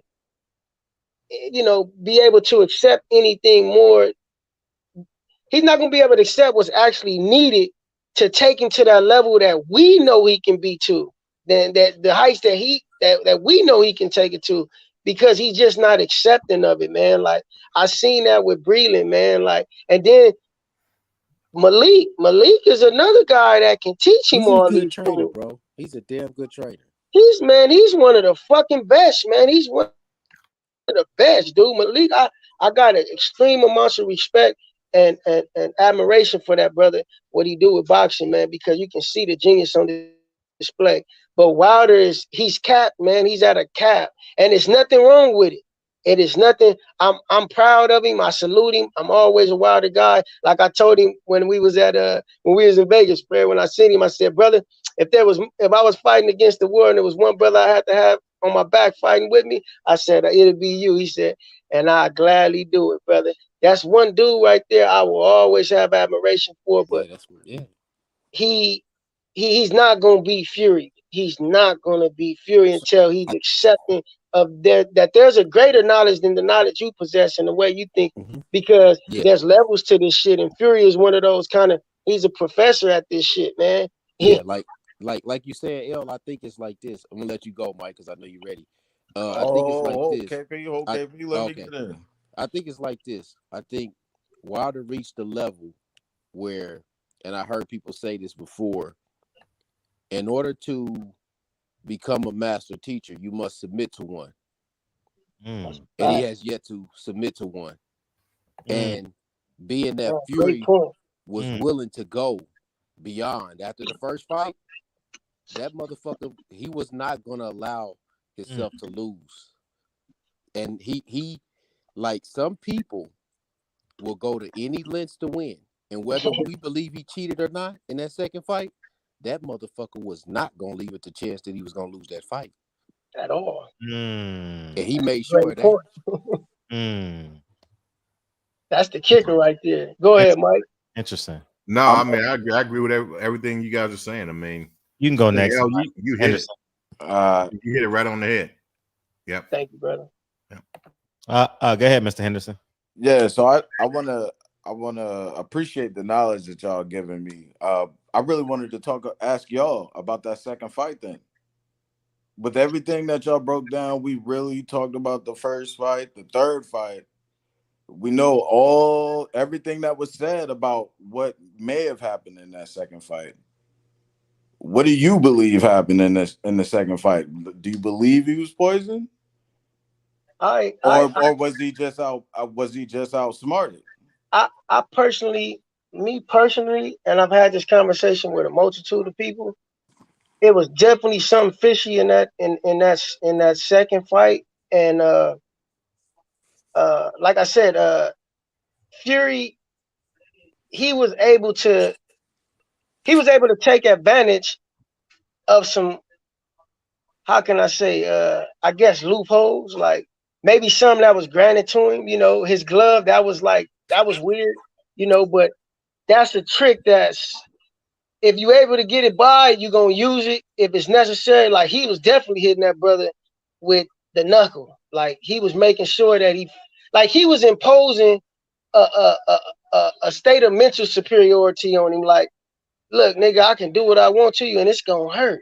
Like, he had to match him somewhere, because as a man, he wasn't his equal. He like, man, this nigga hit too hard. Like, so he had to show him, like, the only way you get a bully attention is by hitting him back. So he had to match force, that kind of force with that force. So it was a chess game with him for the second fight.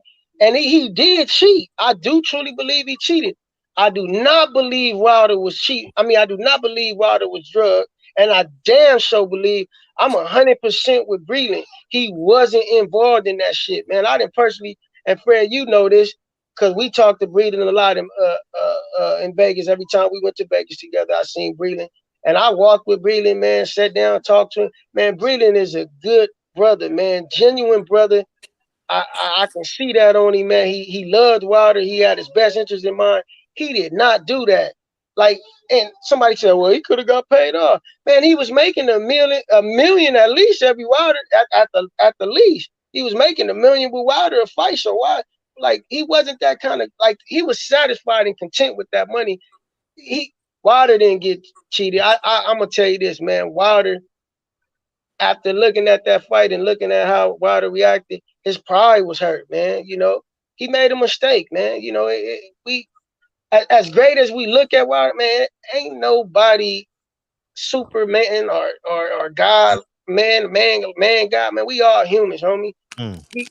His pride was damaged, man. And I'll tell Wilder to his face, because I believe in accountability and I love the brother and I want to see him progress.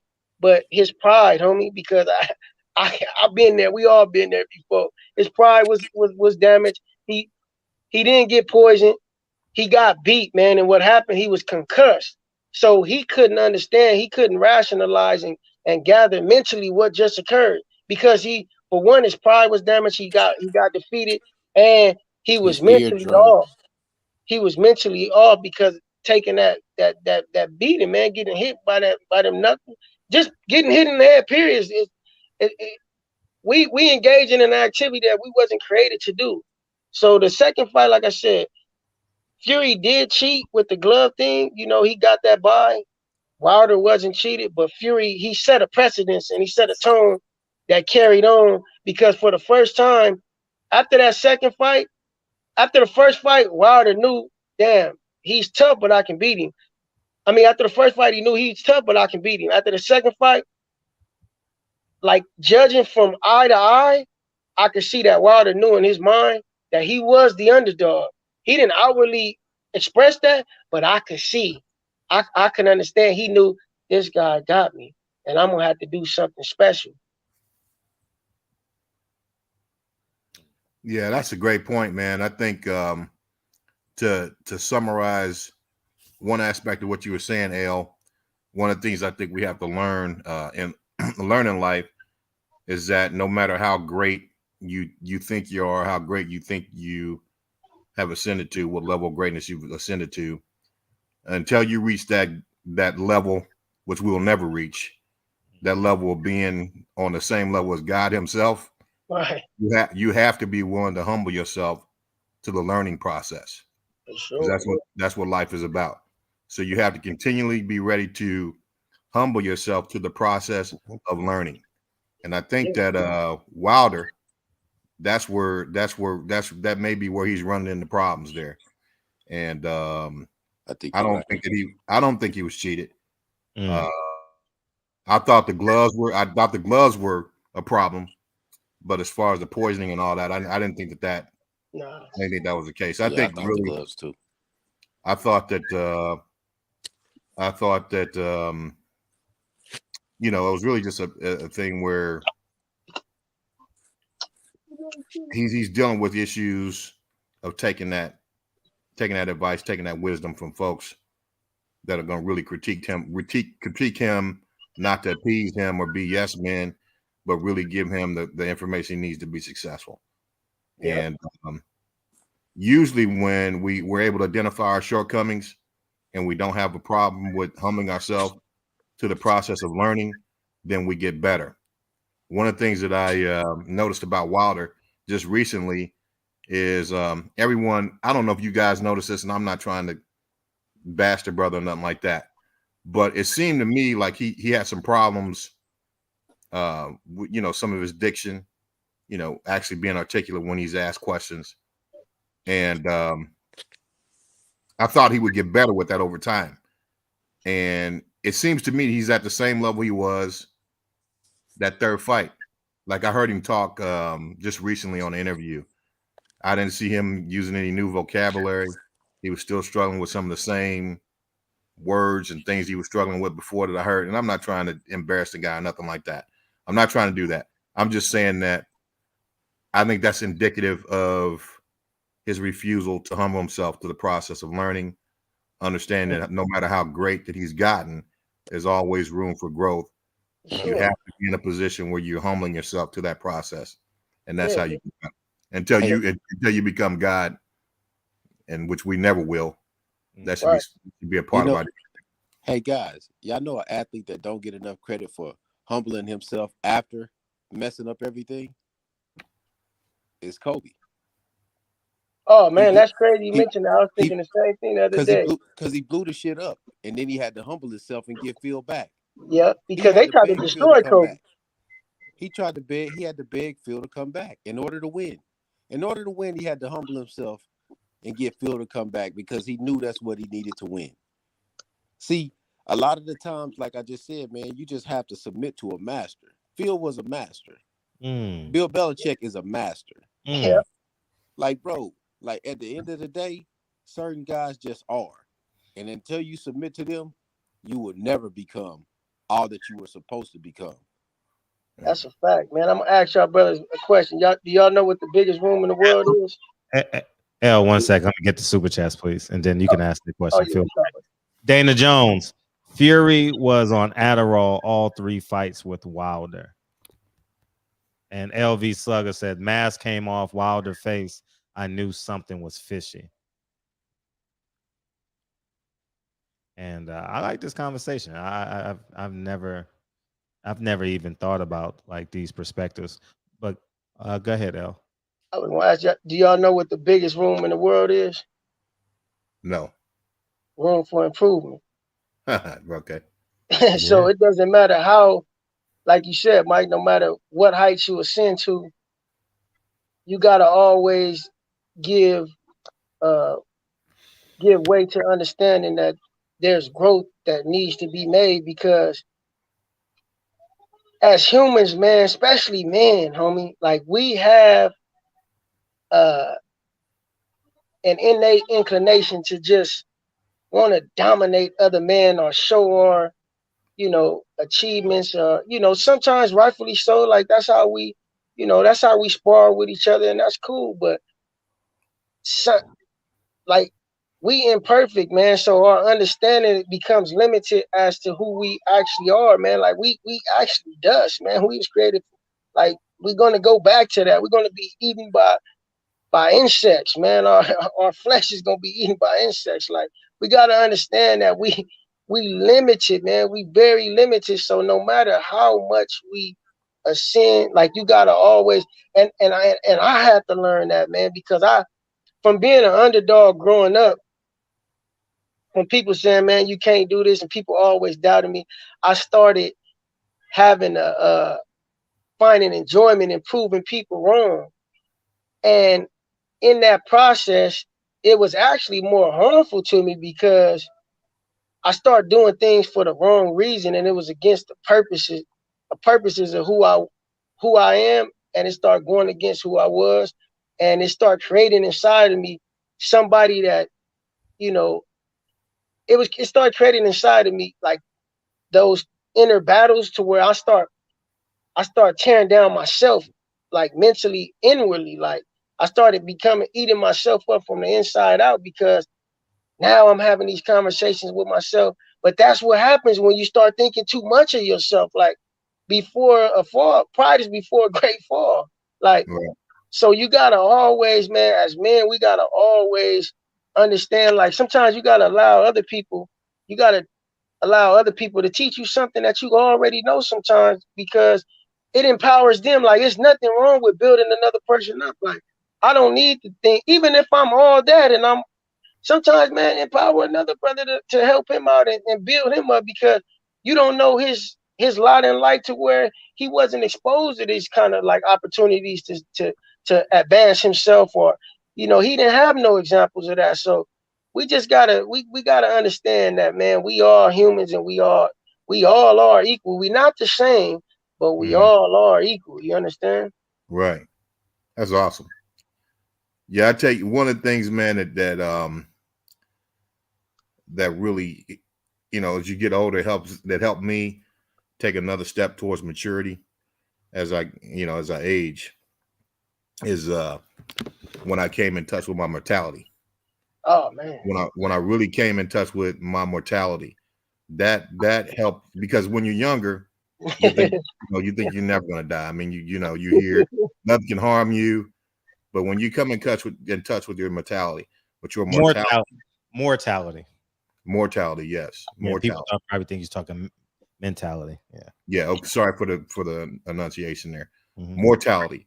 When you come in touch with your mortality, then you understand. You just reach another level of maturity that helps you to approach people and life on just a whole new different mindset. And I think that whole thing when they talk about when people talk about when you age, you get finer, like an aged wine. You get better with time. That's not a physical thing, obviously. Right. That's a spiritual, mental thing, right? And that I think that one major critical event that allows you to get better with time as you age is when you come in contact with your mortality as a human being, because then you're able to interact with other people in other situations with the right mindset. You don't think so much of yourself. There's always room for improvement, right? And that you have to continue to humble yourself to the learning process. Definitely.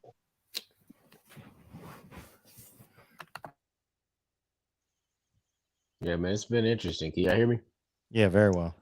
Yeah, it's been interesting takes, man. But just watching that guy, as I was saying about Kobe coming back and then changing everything that he needed to change, that just shows you a guy that won 3 championships, and then he was like, damn, I done ran this guy out. I ran the other guy out. It's all on me. I need some help. That takes a level of humility. Yeah. And by him putting himself under that, it allowed him to reach greater heights. And now his legacy will forever be etched in stone. I mean, there's always going to be a debate between him and the other guy, 23. And then by that debate being announced or whatever talked about for the remaining part of Jordan's life, just knowing that that guy was the other guy, you know what I mean? So like it's just, but with Fury and Wilder, Fury is always tied to Wilder. Nobody gives a damn about none of those other fights that he had. It's kind of like Ali Frazier. They're always going to be tied together, whether or not Wilder won the first fight or not, and it was a draw. So whenever people mention Fury as this great fighter, Wilder has to be tied to him in that sense, just as Ali and Frazier is. So that's just what it is. It's just like Shane Mosley and Vernon Forrest. It's just there. It's gonna always be there. It's Pacquiao Marquez. It's the same way. And Fury actually, Fury talking shit, and he has a great entertainment aspect to him, but he has a great deal of respect for Wilder, man, and he understands that's his dance partner. That basically, I seen in the comments that somebody said that Wilder pretty much like resurrected his career, and he did, and Yeah, he he did. and he understood that he needed Wilder to ascend to that greatness, and he was up for the challenge, man. And you can always see it. Like that's why I say, man, eye contact is great.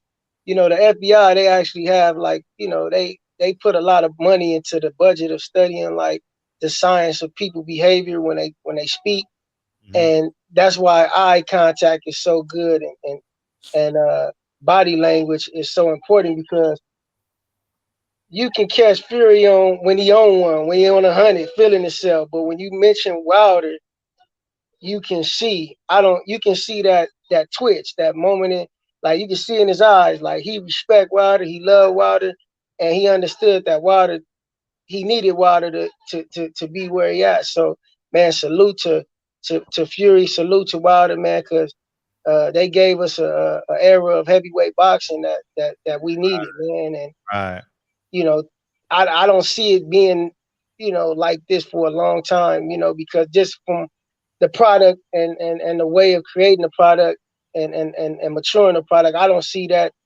it's gonna be hard to find two guys like that again, man, because it just, you just don't see it, man. Them dudes is killers, man. They gentlemen, but they killers though, Right. Yeah. Right. Two very unique personalities that fit together. They really fit. They fit each other. They automatically fit each other, and it's very rare. Like you said, like as great as Floyd ascended to be, he never had that guy. Well, he had him. They just didn't fight. Who was the guy? Pacquiao.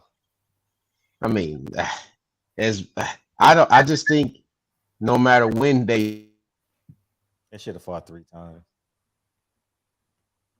Damn. Yeah. Hey, one point you guys were making about Kobe, his humility. I'll kick you out and you come back in. What do you guys think about this? I think Kobe was there to make those changes, and maybe other athletes or people don't make the changes, not only just because of his humility, but because of his security or his lack of insecurity. When he was able to say, I don't know, and that's okay. Right. I'm secure enough with myself to say that I don't know something, and therefore I need to humble myself to this learning process. Right. Or to this mentorship. And so I think a lot of times when we see people who refuse to change or refuse to learn or to humble themselves to a learning process that's needed, it's because they're too insecure to accept the fact that they don't know. Right. Wow. And that's a great point. Yeah. And so that's something that and you know what? And it probably kind of goes back 362. Sure. Being in touch with your mortality. When you're in touch with your mortality, you understand that I'm just dust, just like Elle said. You know what I'm saying? I come from the dust. From the dust I come, and to it I will return. Definitely. Right? I'll be food for insects one day. Yeah.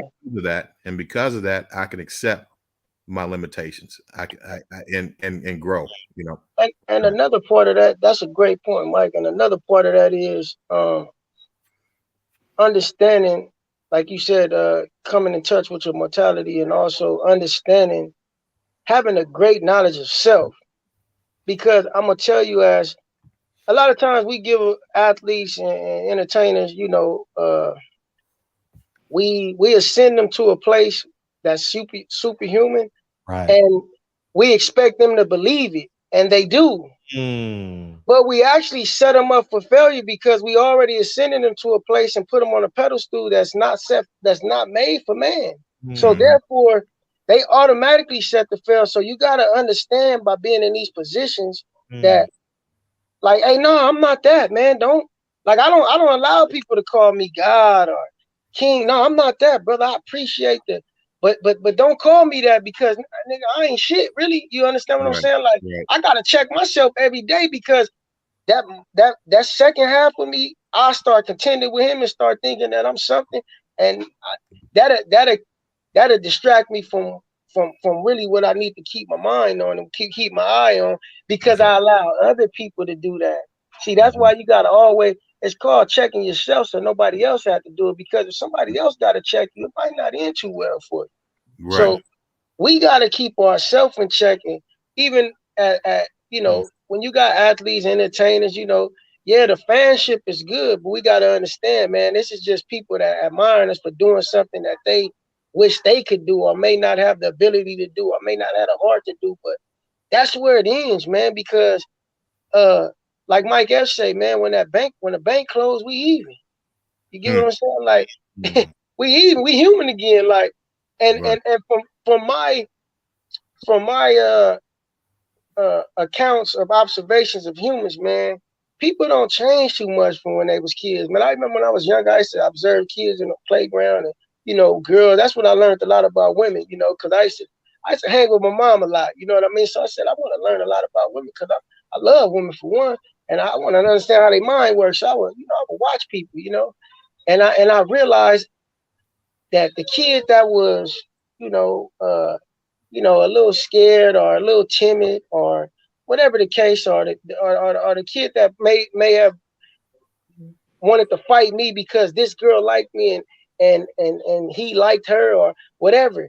A lot of these characteristics that's why it's so important to build your kid up, because them characteristics stay with them when they get older.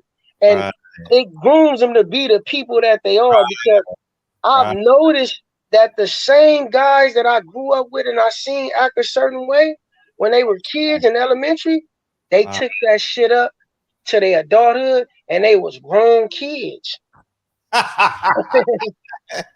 Like, man, I'm telling you, man, one of the greatest, most touching things in my life, man, when my grandma always, every time I used to stop by her house when I used to walk to school, I would stop by the house, we would probably eat some oatmeal and come back home from school. My grandma said, "Boy, what you learned today?" And I'd be like, she like, "Man, baby, get it here, because once you get it here, they can't take it for you." And man, if you got like I always say, man, information and knowledge is capital. So if you got it here, man, and when you do it as a kid, oh man, kids are so much smarter than us because they just closer to perfection. Kids are closer. That's why I say, I tell my girl, don't teach our son, don't introduce him to failure. We never need to introduce kids to failure because they do not want to fail by nature. If you watch a kid, they can continually do something and be like, when they fall hundreds of times before they learn how to walk, but failure is not even an option. They don't even know what that is. Right. You get what I'm saying? They want to succeed. So it's great to watch a child, man, and just look how and adopt that, because that's pure. That's nature in its rawest form. Wow. Hey man, that's a great. Hey, I'm gonna add on to what you just said, and I'll stop there. Go ahead. I was listening to Dick Gregory about a month ago, and he was talking about how our mission or charter in life is when God sends us here. First of all, he told a story.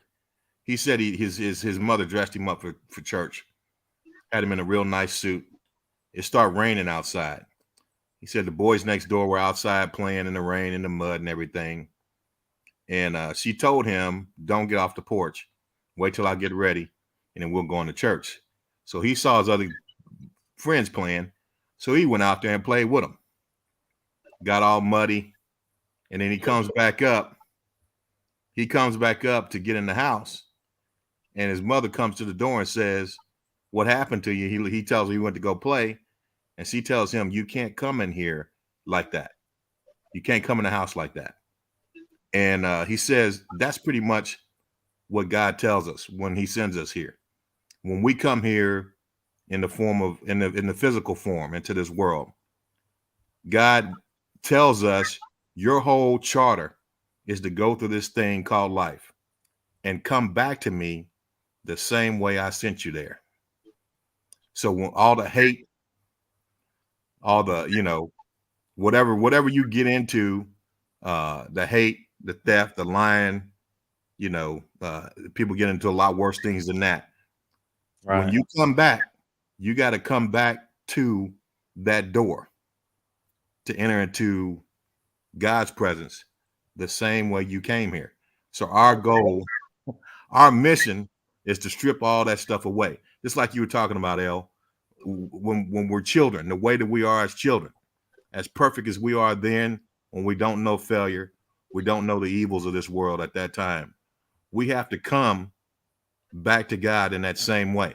That's why the Bible says to enter the kingdom of heaven, you must become like a child. You gotta have it, like you gotta be a child at heart, man. That's it. And that's what that's saying. That's when you strip all the things you learn, whether it be abusing women, you know, stealing, lying, whatever it is. When you come back to enter into that room or to that home, he's going to be at the door and he's going to say, either come in or you can't come in here like that. Exactly. Or you can't come in here like that. Hell of a story, man. Yeah. You know, and so for me, it's like, you know, that's tough, you know, because you know, I mean, we see pretty women all the time. You want to dibble and dab and, you know, do whatever. But at the same time, that's not what we're supposed to do. We got to respect our women. You got to love the woman that you with and treat her the way she's supposed to be treated. You're supposed to be sleeping with a whole bunch of women and dogging them and doing this and doing that. The whole thing that the things that we take on to be a part of this world and society, we have to strip clean of them things in order to be accepted back into God's presence when we're all said and done. And for most of us, that's 70, maybe 80 years, but that's it. It's time to go back home. Or not. Or not. Yeah, that's about all you get, man. You don't get too much more time than that. I think a unique thing, like El was saying, you gotta, man, you gotta call your motherfucking internet, bro. I'm gonna kick you out again, man. God damn, man, we can't get no KP wisdom tonight. But that's internet. Yeah, that's him again, man. But y'all go ahead, man. And hey, Fred, you're gonna have to put us on the payroll, man. Hey, why not? Why not? We getting you together, bro. Why not? Hey, Mike, you expensive, Mike, man. The government can't pay you enough, man. Hey, the amount of payment and time of payment is all negotiable. It could be 30 years. You know what? Here's the thing for me, Fred, when I come on here, man. First of all, I like the fellowship. The second thing is, and I don't have anything to do tomorrow. So, but the second thing is, if there's anyone that can hear my voice, and I think I have something to say, if I have something to say, if someone could get something out of that to help their lives, man, the things that I've learned, then I'm willing to share that. And then the other thing is I learn from other brothers that talk, that come on here and give information. El, I mean, I don't know your background, brother, but you got a hell of a mind, bro. I can tell that you've been through. Thank you, man. You've been through some things, and you learned a lot. So definitely, brother. And I like I tell people, man, I'm a teacher, man. It wasn't by chance that my mother had 8 kids and I fell at the top of the order, you know, second oldest, and you know, I was equipped to just, you know, I joke a lot, you know, before I had kids, I used to always say I don't got no kids, but I raised a lot of children, you know, but because that's where my heart was, you know what I mean? Like I wanted to help I wanted to help people, man, because and teach people, So God give us all abilities, man. He give us all gifts. It's up to us to recognize those gifts and enhance those gifts for the purpose of helping others. We don't have gifts. We don't possess gifts for them to shine for us. Right. We have gifts to help others. Like it doesn't matter how great you are with honing your gift for you for the purpose of your benefit. You only are called great for the purpose of how well you were able to extend that to others and help them, because there really is greater joy in giving than there is in receiving. So that's right. Once you realize that, man, you take a whole, like I'm getting better at this thing, man. Like man, I had people used to call me cocky and how I view things, but I never hid my hand or my heart to help. But if you heard me talk, you would think, oh, this nigga full of himself. Like even Fred used to always get on me about this because I used to say I'm the smartest man in the world. But I have a reason why I say that. It's to keep me, mentally sharp and keep me aware, to where I don't slip up. But really, in all honesty, I'm not the smartest man in the world because I like to extract ideas from other people. Because there's some people, what I've learned, like I tell Fred all the time, man, you're a lot greater than me at a lot of things, and I admire a lot of things you do because one of the greatest things I've seen in Freddie, he has a strong fucking discipline, like a structure to discipline, man. Like that right there in your life. I've never been disciplined in some of the most important aspects of life, like because I was so gifted in some areas, like I didn't feel the need to do it. Like I never did homework as a kid, like because I would pass the test. Like I never learned how to read. Like my grandma, if you met my grandma, I just read one day when I was a little kid, like 2-3 years old. I just knew how to read. Like so, certain things I didn't appreciate the value of, consistency and persistence. Yeah. It's a difference. Like consistency is when you do something a lot. I mean, persistence is when you do something a lot, but you might do it a lot for one day. Consistency is when you do something over and over for a duration of time, but you got to combine both of them. And see, that's why Fred's so successful because he's combined both of them. And I'm always on both one end. I'm either consistent or persistent and not giving, not giving attention to both and understanding the importance of both because for one, oh man, I'm gifted enough to make it past. But eventually, man, like you said, your mortality, that age, I don't have the same capabilities to do all those things and be able to slack on one thing. Nah. So that's why, man, Fred, you working out every day, man. I see you, dude. Like to be your age, because it's hard for me now. And I've been an athlete my whole life. And this nigga I trained him. He go. He a dog. Like when it's time to go, he go.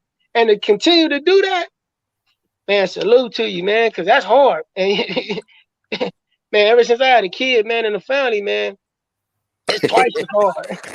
I think you know what, when you get to that consistent lifestyle, then really it becomes hard not to do it, right, Fred? I'll be honest. It's easy not to do it. Oh, really? Okay. I mean, no, it really is because how many days can you go without working out? As long as I want, like, and you would still feel okay? No, I won't. I mean, I'm always gonna look good with clothes on. Like, I'm never gonna be 200 pounds. So like when I go out, nobody's gonna know. But if I take off my clothes, Dre is gonna know, or my close friends are gonna know. I'm like, hey, you put on some weight, but I'm always gonna look good in the suit. Right. I'm never gonna look bad. I'm a genetic freak. I tell you guys all the time, like, God made me this way. I work out for a month straight. I look great. I look in. Some guy just got it, man. You know what I mean? So, right. But yeah, it's definitely easy at this age with the amount of like creativity I have in my life. It's easy not to work out because I can just create all day. You know what I mean? Mm-hmm. I can literally zone out for like 4 days, 5 days straight and just do what I need to do. No lie. Yeah. Yeah. Man, this was an awesome show, man. Let's go around and give you. I appreciate y'all. Fred said 13 words tonight. Man, did I get the show back? We'll go in order. KP, what you got, man? Nah, I'm gonna just say, man, it was a great conversation, man. Yeah. I dropped some links in the back chat, and L and Mike, y'all was kind of hitting on some things that I dropped in the back chat as far as the hierarchy of needs. I know Mike has probably heard of that before. Maslow's hierarchy of needs. Sure. And a lot of our people are only getting one or two at the bottom base of that. So nobody ever gets to self-actualization. And what Michael Fuller is talking about, having a doctorate degree, PhD or whatnot, self-actualization comes because those needs were met at the base bottom. And after those needs were met, like, okay, Fred do a backpack drive. We do that over here where I'm at. I do it too. I just don't publicize it like that. But when you meet those needs, then people are able to go to the next level of needs that they need in their life and then go from there. But without those first base bottom needs being met, it's no way that the people even make it to the level that they're supposed to make it to. And I think that's a key thing as we see this thing from a different level and a different age range, because now that in my 30s, I see it different than when I did in my 20s or when I was 15, when I was 10, you know what I'm saying, as a little kid, just walking around. But then you start to realize what's going on in the community, what's going on with your family structure and whatnot. And you start to see why people don't really have what they need. Right.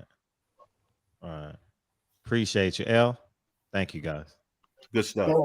Like always, man.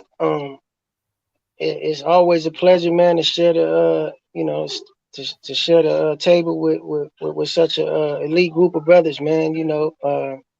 I appreciate your genius and extending your platform to give everybody such an opportunity to do this, because, like I remember you saying, Fred, you got a lot of ideas, but when you opened up, your panel to other ideas, man, the learning goes through the roof, man. And I learned a lot listening to everybody's perspective, man, and I respect it. And it really shows the class of the heart of our people, because we represent that. Like, we not ignorant, we not the niggas out here messing up. You get what I'm saying? Like, we really we make it look good for us, man. And this is what we need in order to take this back and take back what's ours. You understand what I'm saying? So this is nonetheless a start, man, and I appreciate it, man. I love y'all brothers. Y'all have a good night. Be safe, man. And I'm gonna be tuning in next time, man. I appreciate you. Thank you. Mr. Henderson, what's up? Yes, sir. I just want to thank the panel. Yeah, right. I got a feeling like I might be the youngest here. I learned a lot. Y'all brothers was dropping some bars. I enjoyed my silence. Fred, it's dope. The platform is dope. I enjoyed my silence. I learned a lot. Me too. So yeah. Till next time. Nah, that's all love. Mr. Fuller. Yes, sir. Okay, so the brother talked about Maslow's hierarchy of needs. Big, that's big. I think that goes back to what I don't know if he's still listening or not, KP, but yeah, he's listening. That goes back to what Christ did when he was on the when he gave the Beatitudes, right? Before he began to preach to the people, he fed them first. Right? He took out the 5 loaves and the 2 fish, multiplied them, right? And then he fed the people first before he began to elevate their minds. And that goes back, that speaks to Maslow's hierarchy of needs, that those physiological needs at the bottom of that need to be met before you can elevate people in their thinking and their spiritual mental status. Right. I think we live in an environment and a system that continually tries to keep people at that lower level of needs. But they never reach that self-actualization. We're talking about where they challenge the norms of society. They challenge the norms of society, and they're able to critically evaluate what's going on and say, this is not right. And not only do I not not only do I realize that it's not right, but I also realize that I have the power to change it. When you reach those levels of self-actualization, then you're able to critique society and social norms, understand if they're right or wrong, right? Then understand also that you have the power to change them. And so to have a whole group or society of people with that mentality is the number one threat to those who dominate and rule the world in a very wicked and selfish way. So for me, I always enjoy coming on, Fred. No, that's all up. One of these days, hopefully we'll be able to shake hands. Yeah, I look forward to it. All right, bro. Really do. No, thank you guys. I thank the panel tonight, man. I never knew that talking about Wilder knockouts can turn into a life lesson. You know what I mean? Beautiful show, man. Beautiful show. Thank y'all for coming through, man. There's nothing I can say that's gonna make it even better, because if it was, I would have chimed in on the conversation, and I didn't have nothing to offer tonight. So I shut my two lips and opened up my two ears, man. You know what I mean? So, but thank you guys for coming through, man. Thank you guys for coming through. Y'all need to save this show in your watch later list, whatever list you guys got, because you probably want to use this as a reference point. You know what I mean? Probably want to at some point. So tag it, save it, like it, so it's in your likes. You know what I mean? Very important show. I appreciate you, man. Y'all have a wonderful weekend. Hey, I got a text from the state of California saying I can't watch TV between 4 and 9. Cut your TVs off between 4 and 9. Man, it was hot today, man. It's going to be over 100 degrees 5 days in a row. So I'll do some stuff at the mall or something. I'll go to the gym or something. You know what I mean? Oh, I might go to a steakhouse tomorrow and eat slow. I could spend 2 hours at a steakhouse. That's what I damn sure could do. You know what I mean? Do something. But the one thing more important is, God damn, y'all some intelligent son of a guns, man. Thank you guys, man, for coming through tonight, man. Thank you. Thank you for the super chats too, man. It means a lot. Damn, this was a good show. It really was. I ain't gonna even front. It's so good. Peoples Hernandez gave us 5 mics, man. Appreciate you, Peoples. Appreciate you, KB, Brother Cole, KP, Way B. Thank you, guys. Thank you, Birdman. Thank you, ASI Motors. What's it do, man? 7 Deuce, man. 7 Deuce. Appreciate you, man. 357. Drive me crazy. Drive me crazy. I ain't heard them in so long, man. Ricardo, what's up? Hey, Ricardo and his punchlines, man. I saw you. I was reading your comments, dog. Grave Digger, Gucci Boy. Why not Gucci Man? Why not Gucci Man Square? Oh, man. Nev's Nation, man. Appreciate you, Dutch Schultz, man. Where you been, Dutch Schultz? Man, good to see you, man. Good to see you. Yeah, his equilibrium was off in the second fight. And I do believe there was some manipulation there. You know what I mean? And only can stick to what I can prove. So when you guys ask me about Mark Breland, I stick to what I can prove. You know what I mean? You know what I mean? And that's it. But I'm just an absolute kind of guy. I'm not an idealist when it comes to true and false. That's the way I'm wired. Show me the results, right, L? Show me the results. That's the conversations we've had. I don't give a fuck. Show me the results, man. What are the results? If you show me the results, then I can make my decision. Is it good or bad, right or wrong? You know? So maybe we'll watch the second half of the fight together. You know what I'm saying? Because maybe I'll come on after the co-main event and we'll watch the fight together. Maybe we'll do something like that. Luis Ortiz, Andy Ruiz. Maybe we'll do something like that Sunday. You know what I mean? And then y'all can tell me what the hell is going on, because I won't be buying it. But I love y'all, man. I appreciate the panel tonight. You guys were A1. You know what I mean? The best ever. Thank you, guys. I totally appreciate you guys. I'll see you guys Sunday.